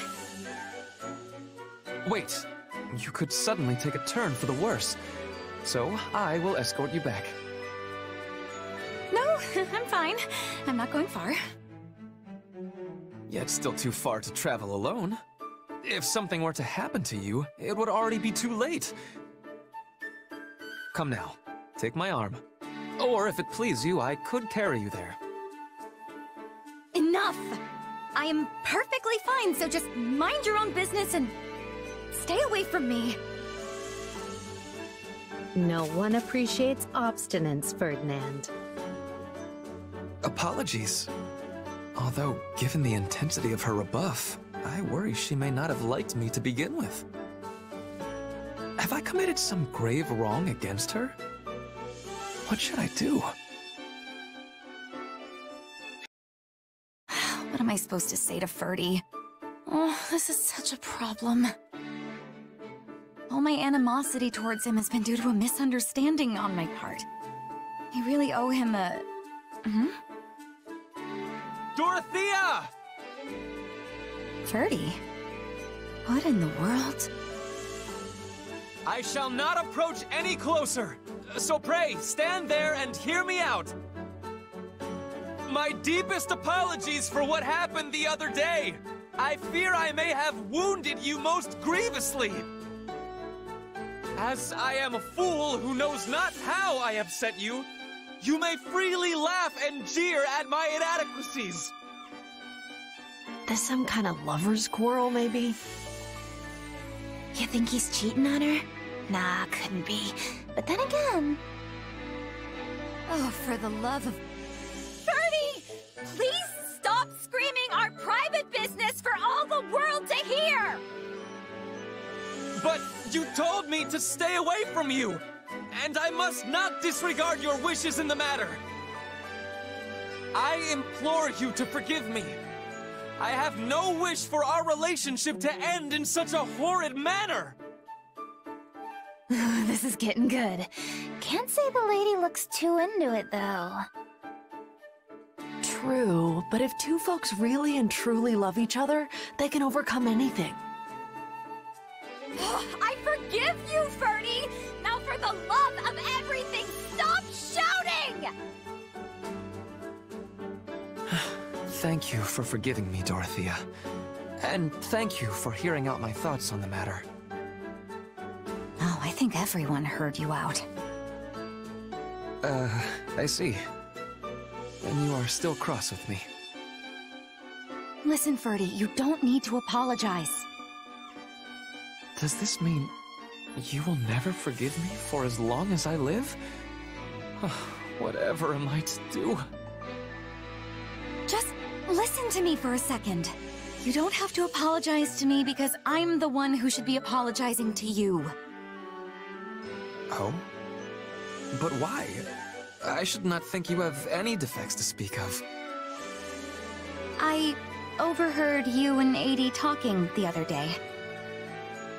When you were telling her about the water nymph you saw in the fountain in Enbar? Well, I'm fairly sure what you thought was a nymph was actually me, as a child. Come again? That was the day I met Manuela and was invited to be a singer, and I was over the moon about it. I slipped into the fountain to wash up, hoping to scrub some of the dirt off of me. And then you appeared. I see.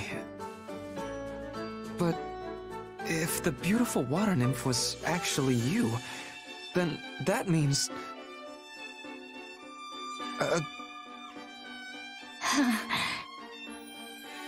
Yes, right. Anyway, I got embarrassed thinking about it, which is why I told you to stay away. That's all. Yes. Well, I am glad we were able to clear that up.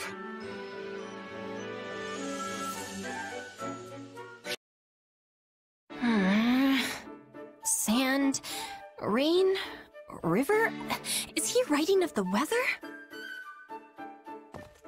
Are you all right, Petra? That's quite the noise that just came flying out of your diaphragm. Linhardt, perhaps you can be helping me. This letter is giving me much difficulty. A letter, is it? I was under the impression that you had no trouble reading the language of Fodlan. I also had that thought, but this page is not making sense. Can you be reading it for me? What? Oh, no, I couldn't. This is a private matter. I mean, I don't even know who it's from. But I cannot be writing back if I do not know what they are saying. Please, do this favor for me. Oh, very well. Let me have a look. Goodness, no wonder you struggled with this. It couldn't be more archaic. Right, well, let me give this a shot. Yon world is endless sand, and I but a parched grain air upon its bosom. O beauty, was it the western wind which brought thee hither, merciful rain? Soft, my river o'erfloweth. Petra, is this a love letter? That is a possibility, but I do not have certainty. Okay, you definitely should have mentioned that before I started reading this. Well, too late now, I suppose. Indeed. I am blaming the letter. If no one can have understanding of it, the writer is a waster of paper. Well, it's not that I don't understand so much as... Look, let me just give this back to you. You have understanding? You must be teaching me. Oh, very well. The writer is using archaic speech to express his love for you through metaphor.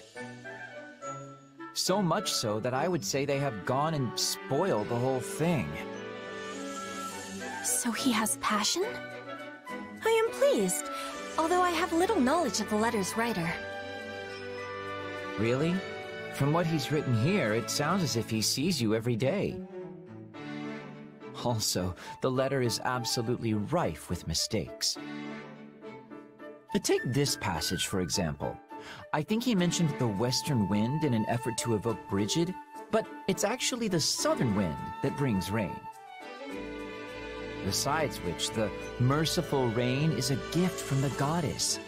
This paramour of yours shouldn't be tossing such sacrilegious comparisons about. And I won't even ask how a grain can be parched, let alone turn into an overflowing river. The words have richness and color. I wish I could be reading them as well as you. Trust me, it's nothing special. Well-crafted writing has layers. This just has apostrophes. So, are you planning to write him back? This has been a most painful lesson of how little I am knowing. I must be reading many books to study the old speech of Fodlan before making my reply. I sure hope she doesn't plan on writing him back in the same style, or they're going to end up talking right past each other. Goodness, I slept too much. A little fishing ought to snap me right awake. I am hearing you, Linhardt. Apparently so. Care to fish with me? Ah! Or what watery expanse whilst our hooked morsel fly? What piscine denizen dost thou... Nay, thou! Dost thou be intending to make thy quarry? In days of yore, I oft partooketh of the angler's art. Yea, forsooth, I was being quite adept. But in this place, thou art knowing thy waters better. Mayhap thou art being my guide? Eth? Oh, that is wonderful. Is this about that love letter? You did say you were going to study up on the old speech. I was wondering why you were assaulting me with so many these and thous. Fodlan's old tongue gives me much more difficulty than the young one. Absolutely. Most people struggle to even write that way, let alone speak it. I'm in awe of you, Petra. What you've done is very, very impressive. I bet you could scour the continent and only find a handful of people who can form such sentences. I mean, people haven't spoken that way since the goddess herself walked the land. So speakers of this style are rare? I have been trying with hardness to learn how to be speaking like everyone else in Fodlan. And now I am finding success, but in the wrong century. I think you should be proud. This only goes to show how much of an aptitude you have for languages. You're not even from Fodlan, and you can out-thou the best of us. That's fascinating. Thou art extremely fascinating, Petra. I am not understanding the funniness. Do the people of Fodlan truly never speak in this way? Usually only if they're a professional actor or trying to make a bit of a joke. But perhaps you're about to usher in a major comeback. In fact, I think we should schedule some time for you to coach me, Professor Petra. Me teaching you? That idea is a wonderful one. You are usually teaching me so many things, and now I can be repaying the favor. It's almost a shame you've got your life mapped out as Queen of Brigid. You'd make a fine academic. I don't suppose I could talk you into it. An academic? Yes, a sort of professional scholar. It takes passion and, more importantly, luck. But you've got both. I do? Well, there's no question you're passionate and a hard worker, which just leaves the luck part. And I'd say you live a charmed life indeed if people are dropping you love letters in the middle of a war. Whatever happened with that, by the way?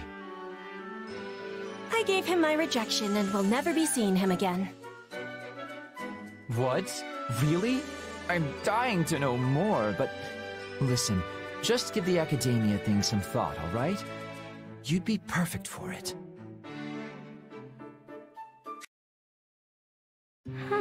Interesting theory. I'll have to make a mental note of that. Isn't it a bit late to be studying, Dorothea? Hi there, Edie. Looks like I'm not the only one burning the midnight oil. You should get to bed. All-nighters are the bane of clear skin, you know. I assume that also applies to you. What can I say? You all work so hard, I figured I should dedicate myself to my studies. Especially when it comes to strategy and tactics. Those are real blind spots for me. You would have had a chance to learn them if we'd remained at the Officers' Academy. I suppose you missed out on all sorts of experiences, now that I think about it. Edie, please. No, wait.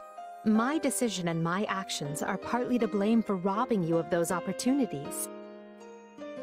I feel I owe you an apology for that. You did what you thought was right. And anyway, it's not like any of us saw all these problems with the Kingdom and Alliance coming. Yes, but... Look, I admit I may have been a little sad when the Academy went on hiatus. I mean, I worked my tail off to get into that place. It was hard. Really hard. Oh, and when the school shut down, there went my best chance of finding Mr. Right. Or Miss. I knew it was upsetting you. Dorothea, I am truly, deeply sorry. Hold on, Edie. Let me finish. I was about to say that if we did stay at the Academy, you would have been terribly unhappy. You'd have had all this gloom and uncertainty hanging over you about your father and the future of the Empire. I think it might have broken you. A slight exaggeration, wouldn't you say? For what it's worth, I'm glad you're free of that torment, and can now work towards building the world you envision. I like this new life working under you. It suits me. Please don't say that. The part about you working under me, I mean. I like to think we work side by side and hand in hand. You are always a tremendous help to me. I consider you a dear friend, and I say that not just as the Emperor, but as a peer. Thanks, Sadie. Do you mind if I take that and run with it? Dorothea, dearest friend of the Emperor, has a really nice ring to it. I was fine with Dorothea the mystical songstress, but this new title has a real warmth and dignity thing going on. In that case, allow me to meet you halfway. Henceforth, I shall be known as Emperor Edelgard, dearest friend of the songstress. Oh no, that'll never do. Because if you do that, it would make me dearest friend of the songstress.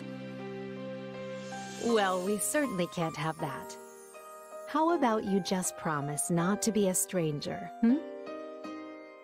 Whatever the rest of the world demands, I want the two of us to always be there for each other. I would like that very much indeed.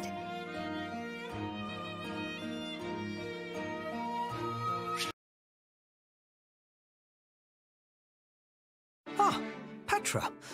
Fancy running into you here. How are you acclimating to life in Her Majesty's army?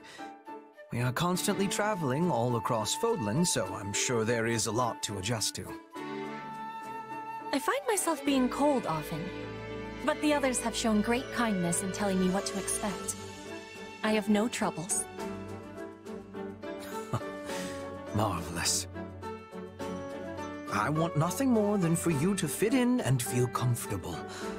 Know that there is a permanent place for you in this army, if you so desire. No. I will be returning to Brigid when the war is finished. I am going to be queen. That day is approaching with quickness. Yes, I am very much aware. And upon your coronation, Brigid will be released from its vassalage to the Empire. Her Majesty and your grandfather have agreed to this in secret. For having consideration of Brigid's interests, I give Lady Edelgard and Duke Gert my gratitude. As I understand it, the Minister of Foreign Affairs pursued this particular policy most vigorously. He has met with far more success, now that Lord Arundel is no longer around to impede him. I might even go so far as to say the Duke looks like a new man. A new man? No, he's still being the same man. Well, yes. I suppose you have me there. Regardless, I do hope that you can forgive us. Though we would very much like to make our agreement with Brigid public, doing so now would be most unwise. I have understanding. The war of 7 years ago still has freshness in the minds of many. You do not want to give them cause for anger when this war has not reached its finish yet. I'm glad you appreciate the situation, as I was certain you would. But all in Brigid have knowledge of our agreement. Every man, woman, and child. If it is broken, they will have knowledge of that as well. Blood would be spilling. Petra! Was that a threat? Not a threat. A concern. I know I can place trust in the word of the Empire. The Emperor would never be breaking a promise. Would she, Hubert?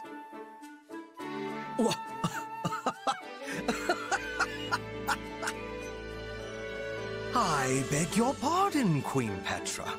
Clearly I failed to realize that you had already ascended the throne. Rest assured, our promise will be kept. If Her Majesty and yourself are any example, the Empire and Brigid will support each other and walk into the future side by side. And I have certainty that you will be there, witnessing it. Surrender now, and I will spare your life. You're all alone, fancy boy. What you gonna do?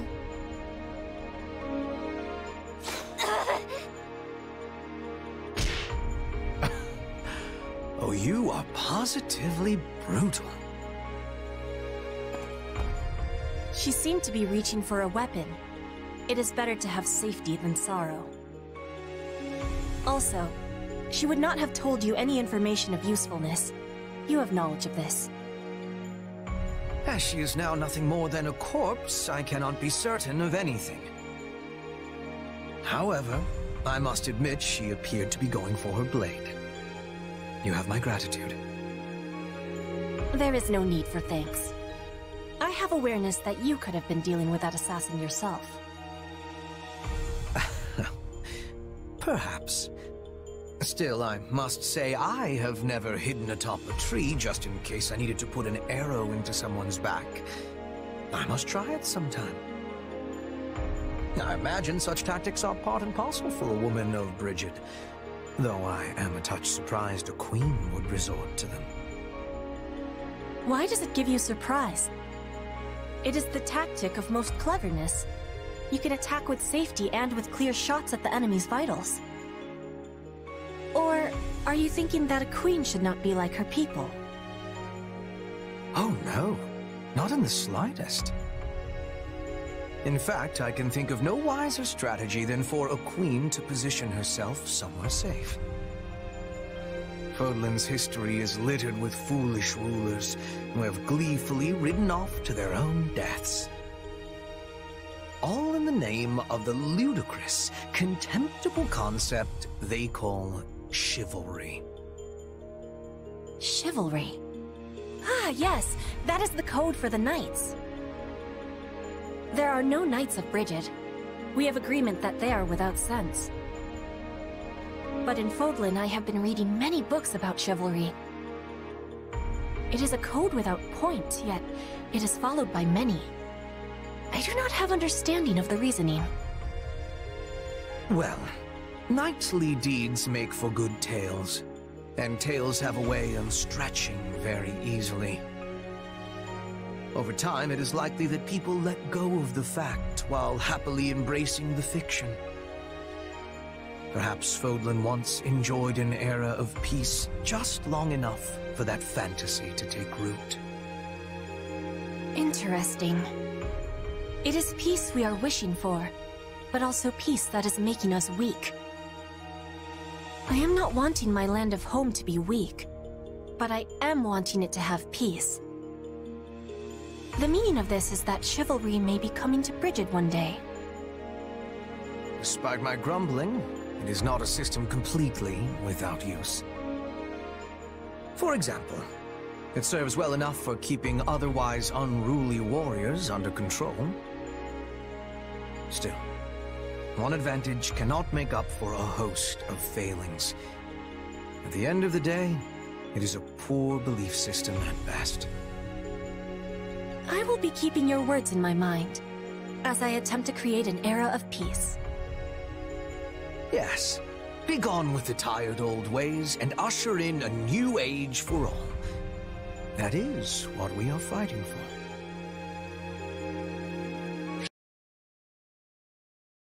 Alright, now just... What's with the weird design on this piece here? That is no design, Caspar, but a fracture. And a perfectly straight one at that, which makes it rather hard to discern. Repairing it will likely not prove worth the bother. Best relegate the piece to life as training equipment. Wow, you really know your stuff, Ferdinand. I'm clueless when it comes to this kind of thing. Sometimes I think you know everything. Oh, I am not quite so impressive as that. But you seem troubled by something, Caspar. What is it? No, forgive my presumption. Perhaps I was merely imagining it. See? You do know everything. Something is kind of bothering me. I was talking to someone the other day about how I want to distinguish myself in battle, and they said that meant I wanted the war to go on forever. Of course, I told them they were nuts. Then I actually started thinking about it. About what I'll be doing when the war ends, I mean. About what I'll even be. I do not think you have cause to worry. We may not know what the future holds, but you are delivering great results as a leader. Surely you'll be held in esteem for such. Sure, but doesn't that just mean my life is about nothing but fighting? I'm not a guy like you who's good at pretty much everything, so... Listen to me. I can't remember the last time I got in my own head like this. Nonsense. We all have our worries. Why, even I have one or two of my own. Oh yeah? Like what? Well... your earlier appraisal of my boundless talent, for one. Huh? That's true. Also, why would you need to worry about being good at everything? Oh, there is no doubt I can handle most things without much difficulty. And there are few things I have strong preferences about. Stimulants such as coffee aside. Right. Which means... But to me, that fact is nothing more than the flip side of having no prominent talents. I am a purveyor of all trades, but an expert in none. A man such as yourself, who possesses rare ability in a single field, is positively dazzling. What? Okay, you are seriously overthinking this entire thing, Ferdinand. Don't get me wrong, I'm thrilled you have a high opinion of me, but any comparison of us is always going to end with my being humiliated. Do you truly think so? Look, I'm bad at the sciences, hopeless with strategy, and a complete oaf when it comes to coordinating anything besides tying my own shoes. But you can help me with all that stuff. And not just me, you can help everyone shore up their weak points. Sheesh. Alright, that's enough worry for one day. Time to go run until I puke. Yeah!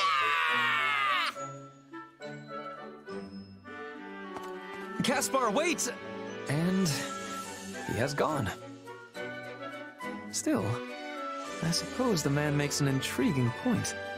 My lack of weaknesses does give me a unique ability to offer aid to everyone.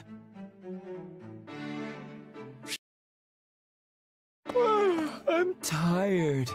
Time to find a good spot for a nap. Bernadetta? Why are you skulking in the weeds? No reason! Not getting in the way of two people's love at all! No, sir! Huh? But I'm alone here. I see. That. Yeah, that! I was out walking when I saw them! A man and a woman together in the woods, getting... heated. Well, neither of them seems to be dead yet. They're on a secret date, you dummy! Not fighting! Regardless, how does two lovers stealing a moment alone lead to you curled up here in the fetal position? Because I'm hiding! I mean, if I messed up their date, they might try to get revenge on me! Relax. To them, you're no different than a pebble on the side of the road. Hey, I'm not a pebble! I mean, sure, sometimes I wish I was just a rock, but... Then just roll away quietly and you'll be fine. Just roll away quietly. Hey, yeah! Wait, no! They'd see me! Stop trying to get me killed! We've made enough racket over here to raise the dead and they haven't even noticed. I think it's safe to say they're off in their own little world. Still, good for them, sharing words of love when either one could die tomorrow. Wait, they could die tomorrow? They're both soldiers who serve on the front lines. I doubt a rosy future awaits them. No! That's not true! couple swearing their love and defying destiny are a staple of classic fiction! Sure, but the fact it wouldn't happen in reality is what makes it such a good story, right? Wait, but there are tons of stories where two people who have sworn their love don't ever meet again. Likely because that's something people are familiar with from their own lives. Okay, so which is it? I believe those two can be happy together, so they can, right? I hope that's the case, but reality is cruel. Anyway, I've talked myself right to sleep. Huh? Come on, don't sleep there!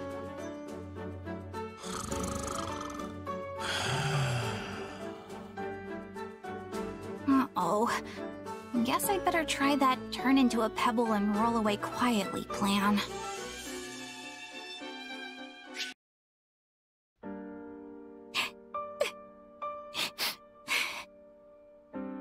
Bernadetta, what are you doing here? Uh-oh, looks like I'm interrupting. I'll be going. Linhardt! Listen to me!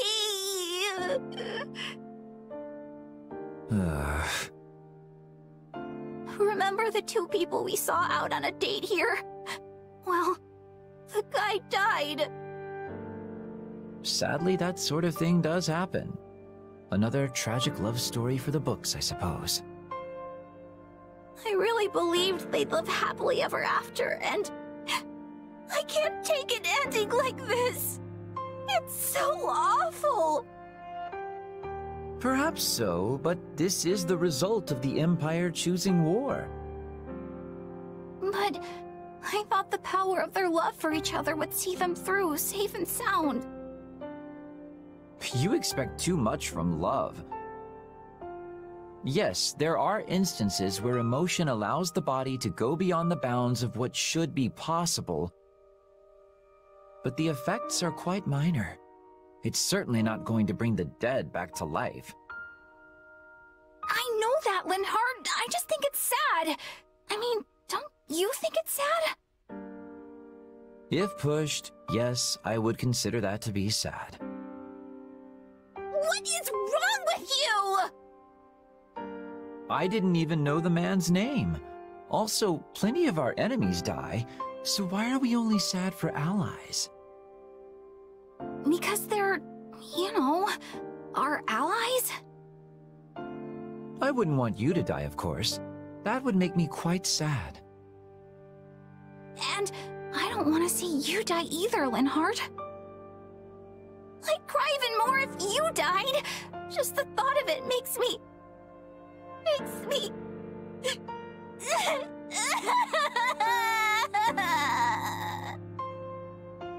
Oh dear. Please don't cry over things that haven't happened yet. Oh no! That's what I'm doing! I'm so sorry, Linhardt. It's fine. But to that point, let's just make sure you and I both survive this war together. If we can do that, what you said will have come true and I'll happily apologize. Apologize? For what? For disputing the idea that two people's feelings for each other can help them overcome the risk of death. After all, the two of us surviving the war would refute any arguments I've made to the contrary. Oh, I get it! So you and me and the power of our feelings for each other could...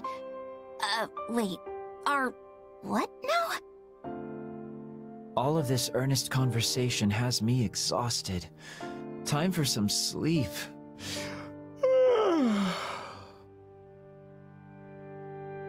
Again? No! Don't you dare fall asleep on me now!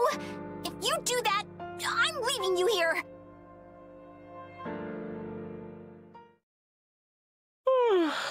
What a rest. What's going on there? Is this really happening? Oh, my prayers have been answered. When I was about to die, Your face floated into my mind, and then a miracle happened. It seems reports of his death in battle were greatly exaggerated. I'll have to let Bernadetta know. Although given her sensibility, she's as likely to think he's a ghost as she is to be happy about it.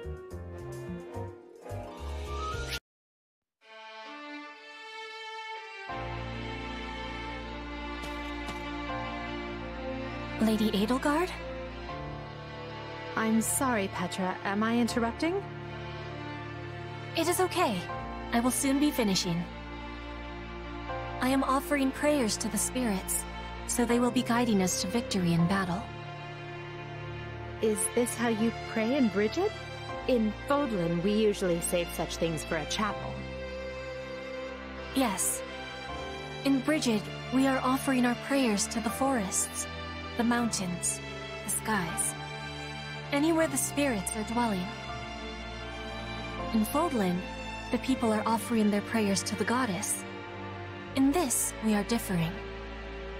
But we are the same, in hoping to live long and fight for what has meaning. Yes, of course. Perhaps I shouldn't ask this, but is it not unwise for you to be risking your life here in Fodlan? You are the Queen of Brigid. Your people need you to return safely to them. Yes, your words have truthfulness. If I am dying here on foreign soil, I am betraying my people.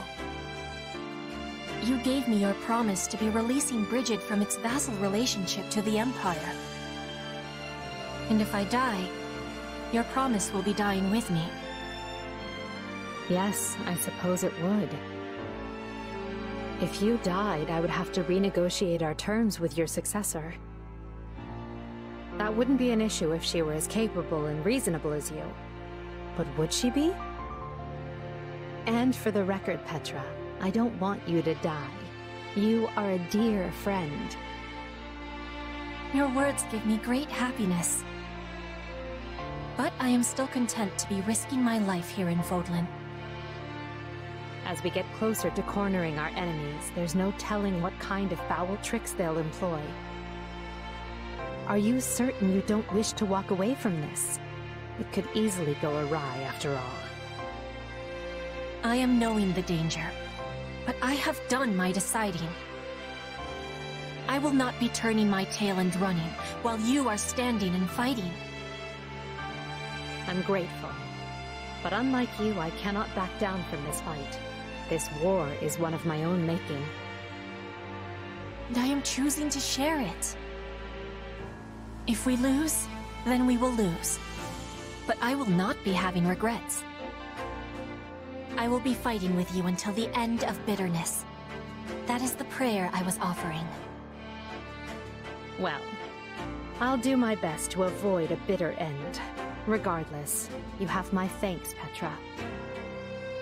Your resolve humbles me, but also gives me strength. You are the Emperor. I am the Queen. Our relationship is not one that is usual. Not everyone can be standing on equal feet with you. This is something only I can be doing. And so, I will continue standing by your side. Let no one say the Queen of Brigid is not gracious and noble. But I do hope we never turn into a couple of stuffy royals who insist on doing everything by the book. I have trust that you will never be letting that happen. I wonder when I'll be able to return to Enbar. Greetings, Dorothea. I hope I'm not intruding. Oh, you're fine. I was just having myself a little think. So, what do you need? I come with a matter involving the opera company of which you were once a member. What's wrong? What happened? Nothing drastic, I assure you. A letter addressed to you arrived, and finding myself with a moment to spare, I decided to deliver it personally. And as I was also hoping to speak with you about the company, the trip serves a dual purpose. Okay, don't scare me like that, Hubert. I figured something awful had happened since you were coming here in person. My apologies. Let your heart be at ease. Now then, I wish to discuss the matter of your return to the opera company. I'm pretty sure I said I wasn't going back. That is not what I refer to. Well, it is and it isn't. You have no love of violence, and in fact care little enough for it that the mere sight of someone in pain nearly rends your poor heart in two. Further, I am aware that you received numerous invitations to return to the company. Despite that, you continue to remain here on the front lines of the war. I find this choice curious. Okay, that's a fair point. I honestly have given some thought about returning to the company. Touring across the land with them and using music to heal weary hearts sounds wonderful. And if I did make that choice, it would be a different way to help Edelgard and everyone else. You agree, right? Indeed. I should think it terribly useful work. But even so, I can't abandon the actual fight when all of you are still here. The thought of being safe and sound while my friends risk their lives isn't something I'm comfortable with. Does that make sense? It does. And I even share your feelings to a degree. However, we could always summon your opera company to the front so that you could use your diva talents to motivate our troops. Surely you have considered this possibility? You really see through everything, Hubie. It's vexing. But fine, there's another reason. I want to support Adi as a commoner. If I were here in the position of an opera diva, I wouldn't be treated like one anymore. I want to be here fighting as a representative of the peasant class. However selfish it might be, I feel this is the best way to help Adi as she tries to erase the gap between nobles and commoners. Well, this is a surprise. You choose the path of hardship for the sake of your emperor. Truly, I have undersold your resolve. Oh, but there is one more reason. Still more? There are quite a few young nobles here. Dependable ones with quality futures ahead of them. And they're a lot more attractive than the doormats who flutter about us divas in the capital. Yes, that does seem important. You are stronger than I gave you credit for, Dorothea. And you have earned my respect this day.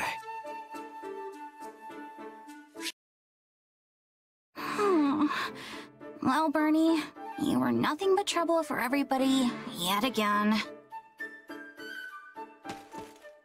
There you are. I was worried when you failed to appear at mealtime.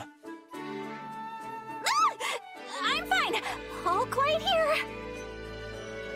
Please do not tell me your hunger was so great that you resorted to eating those plants there. You should be careful. I have heard there is some rather poisonous flora in this area. Hey, I'm not going to eat poison. What kind of dummy do you think I am? I know exactly which plants are safe and which ones aren't. It is strange to see you this confident on a topic. But if you are so certain, I think I should give your eye a test. Just to be safe, you understand. We're doing what now? Ah, I know. What say we have a little game to see who can collect the most edible plants? What? And as an army can never have too much food, this will serve to benefit the others.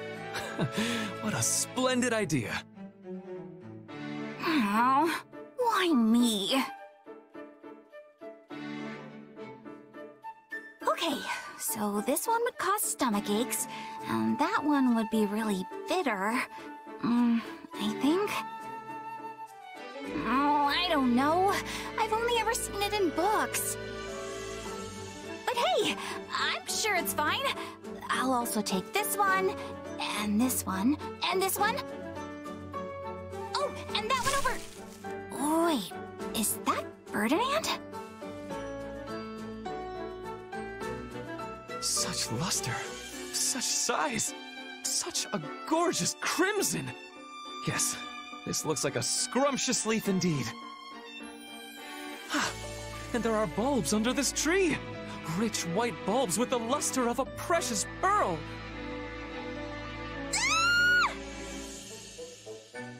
Bernadetta! I see. You were frightened by a mouse scampering by and took a bit of a tumble when you fled, yes? Yeah, and I dropped all my beautiful plants that your dumb game made me don't collect. Never mind that now. Show me your wound, please. Yes, just a scrape. Still, we should return to base and treat it before it festers. Yeah, I suppose. Thanks for looking at it. Wait, that leaf! The one you're carrying! This one? What of it? If you are hungry, we could snack on it while we walk back. No! No! That plant has medicinal properties. It's a styptic. Well, what luck. We can use it to treat your wound. Well, I must say, your talent for identifying plants is no idle boast. Yeah, I eyeballed them pretty well, huh? Now let's take a look at yours and... What? Are you at a loss for words with the quality of the plants I gathered? Every one of these is poisonous! What? But the gorgeous leaf! The robust vine! Death in plant form! Throw them away before we die!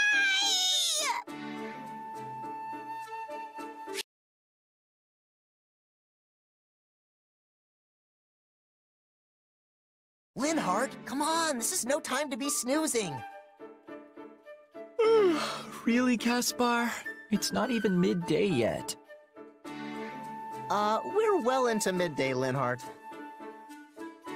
Yes, but the warm rays of the sun and gentle cooling breeze have utterly enraptured me. So on that note, it's back to sleep.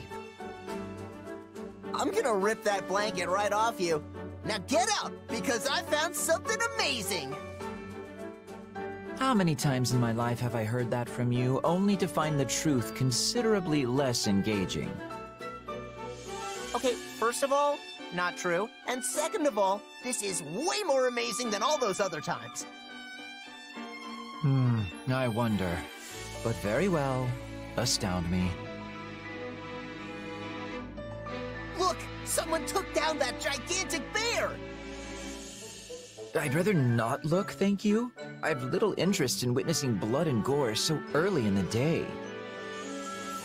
Oh, but it's already been cleaned and everything. Which means some open wounds will still be present, plus whatever blood was slopped about in the process. Fine, then don't look at that part. Just look at that terrifying face. I'd give anything to take out a monster like this. Then you should form a hunting party, set up traps, and proceed with your life's work.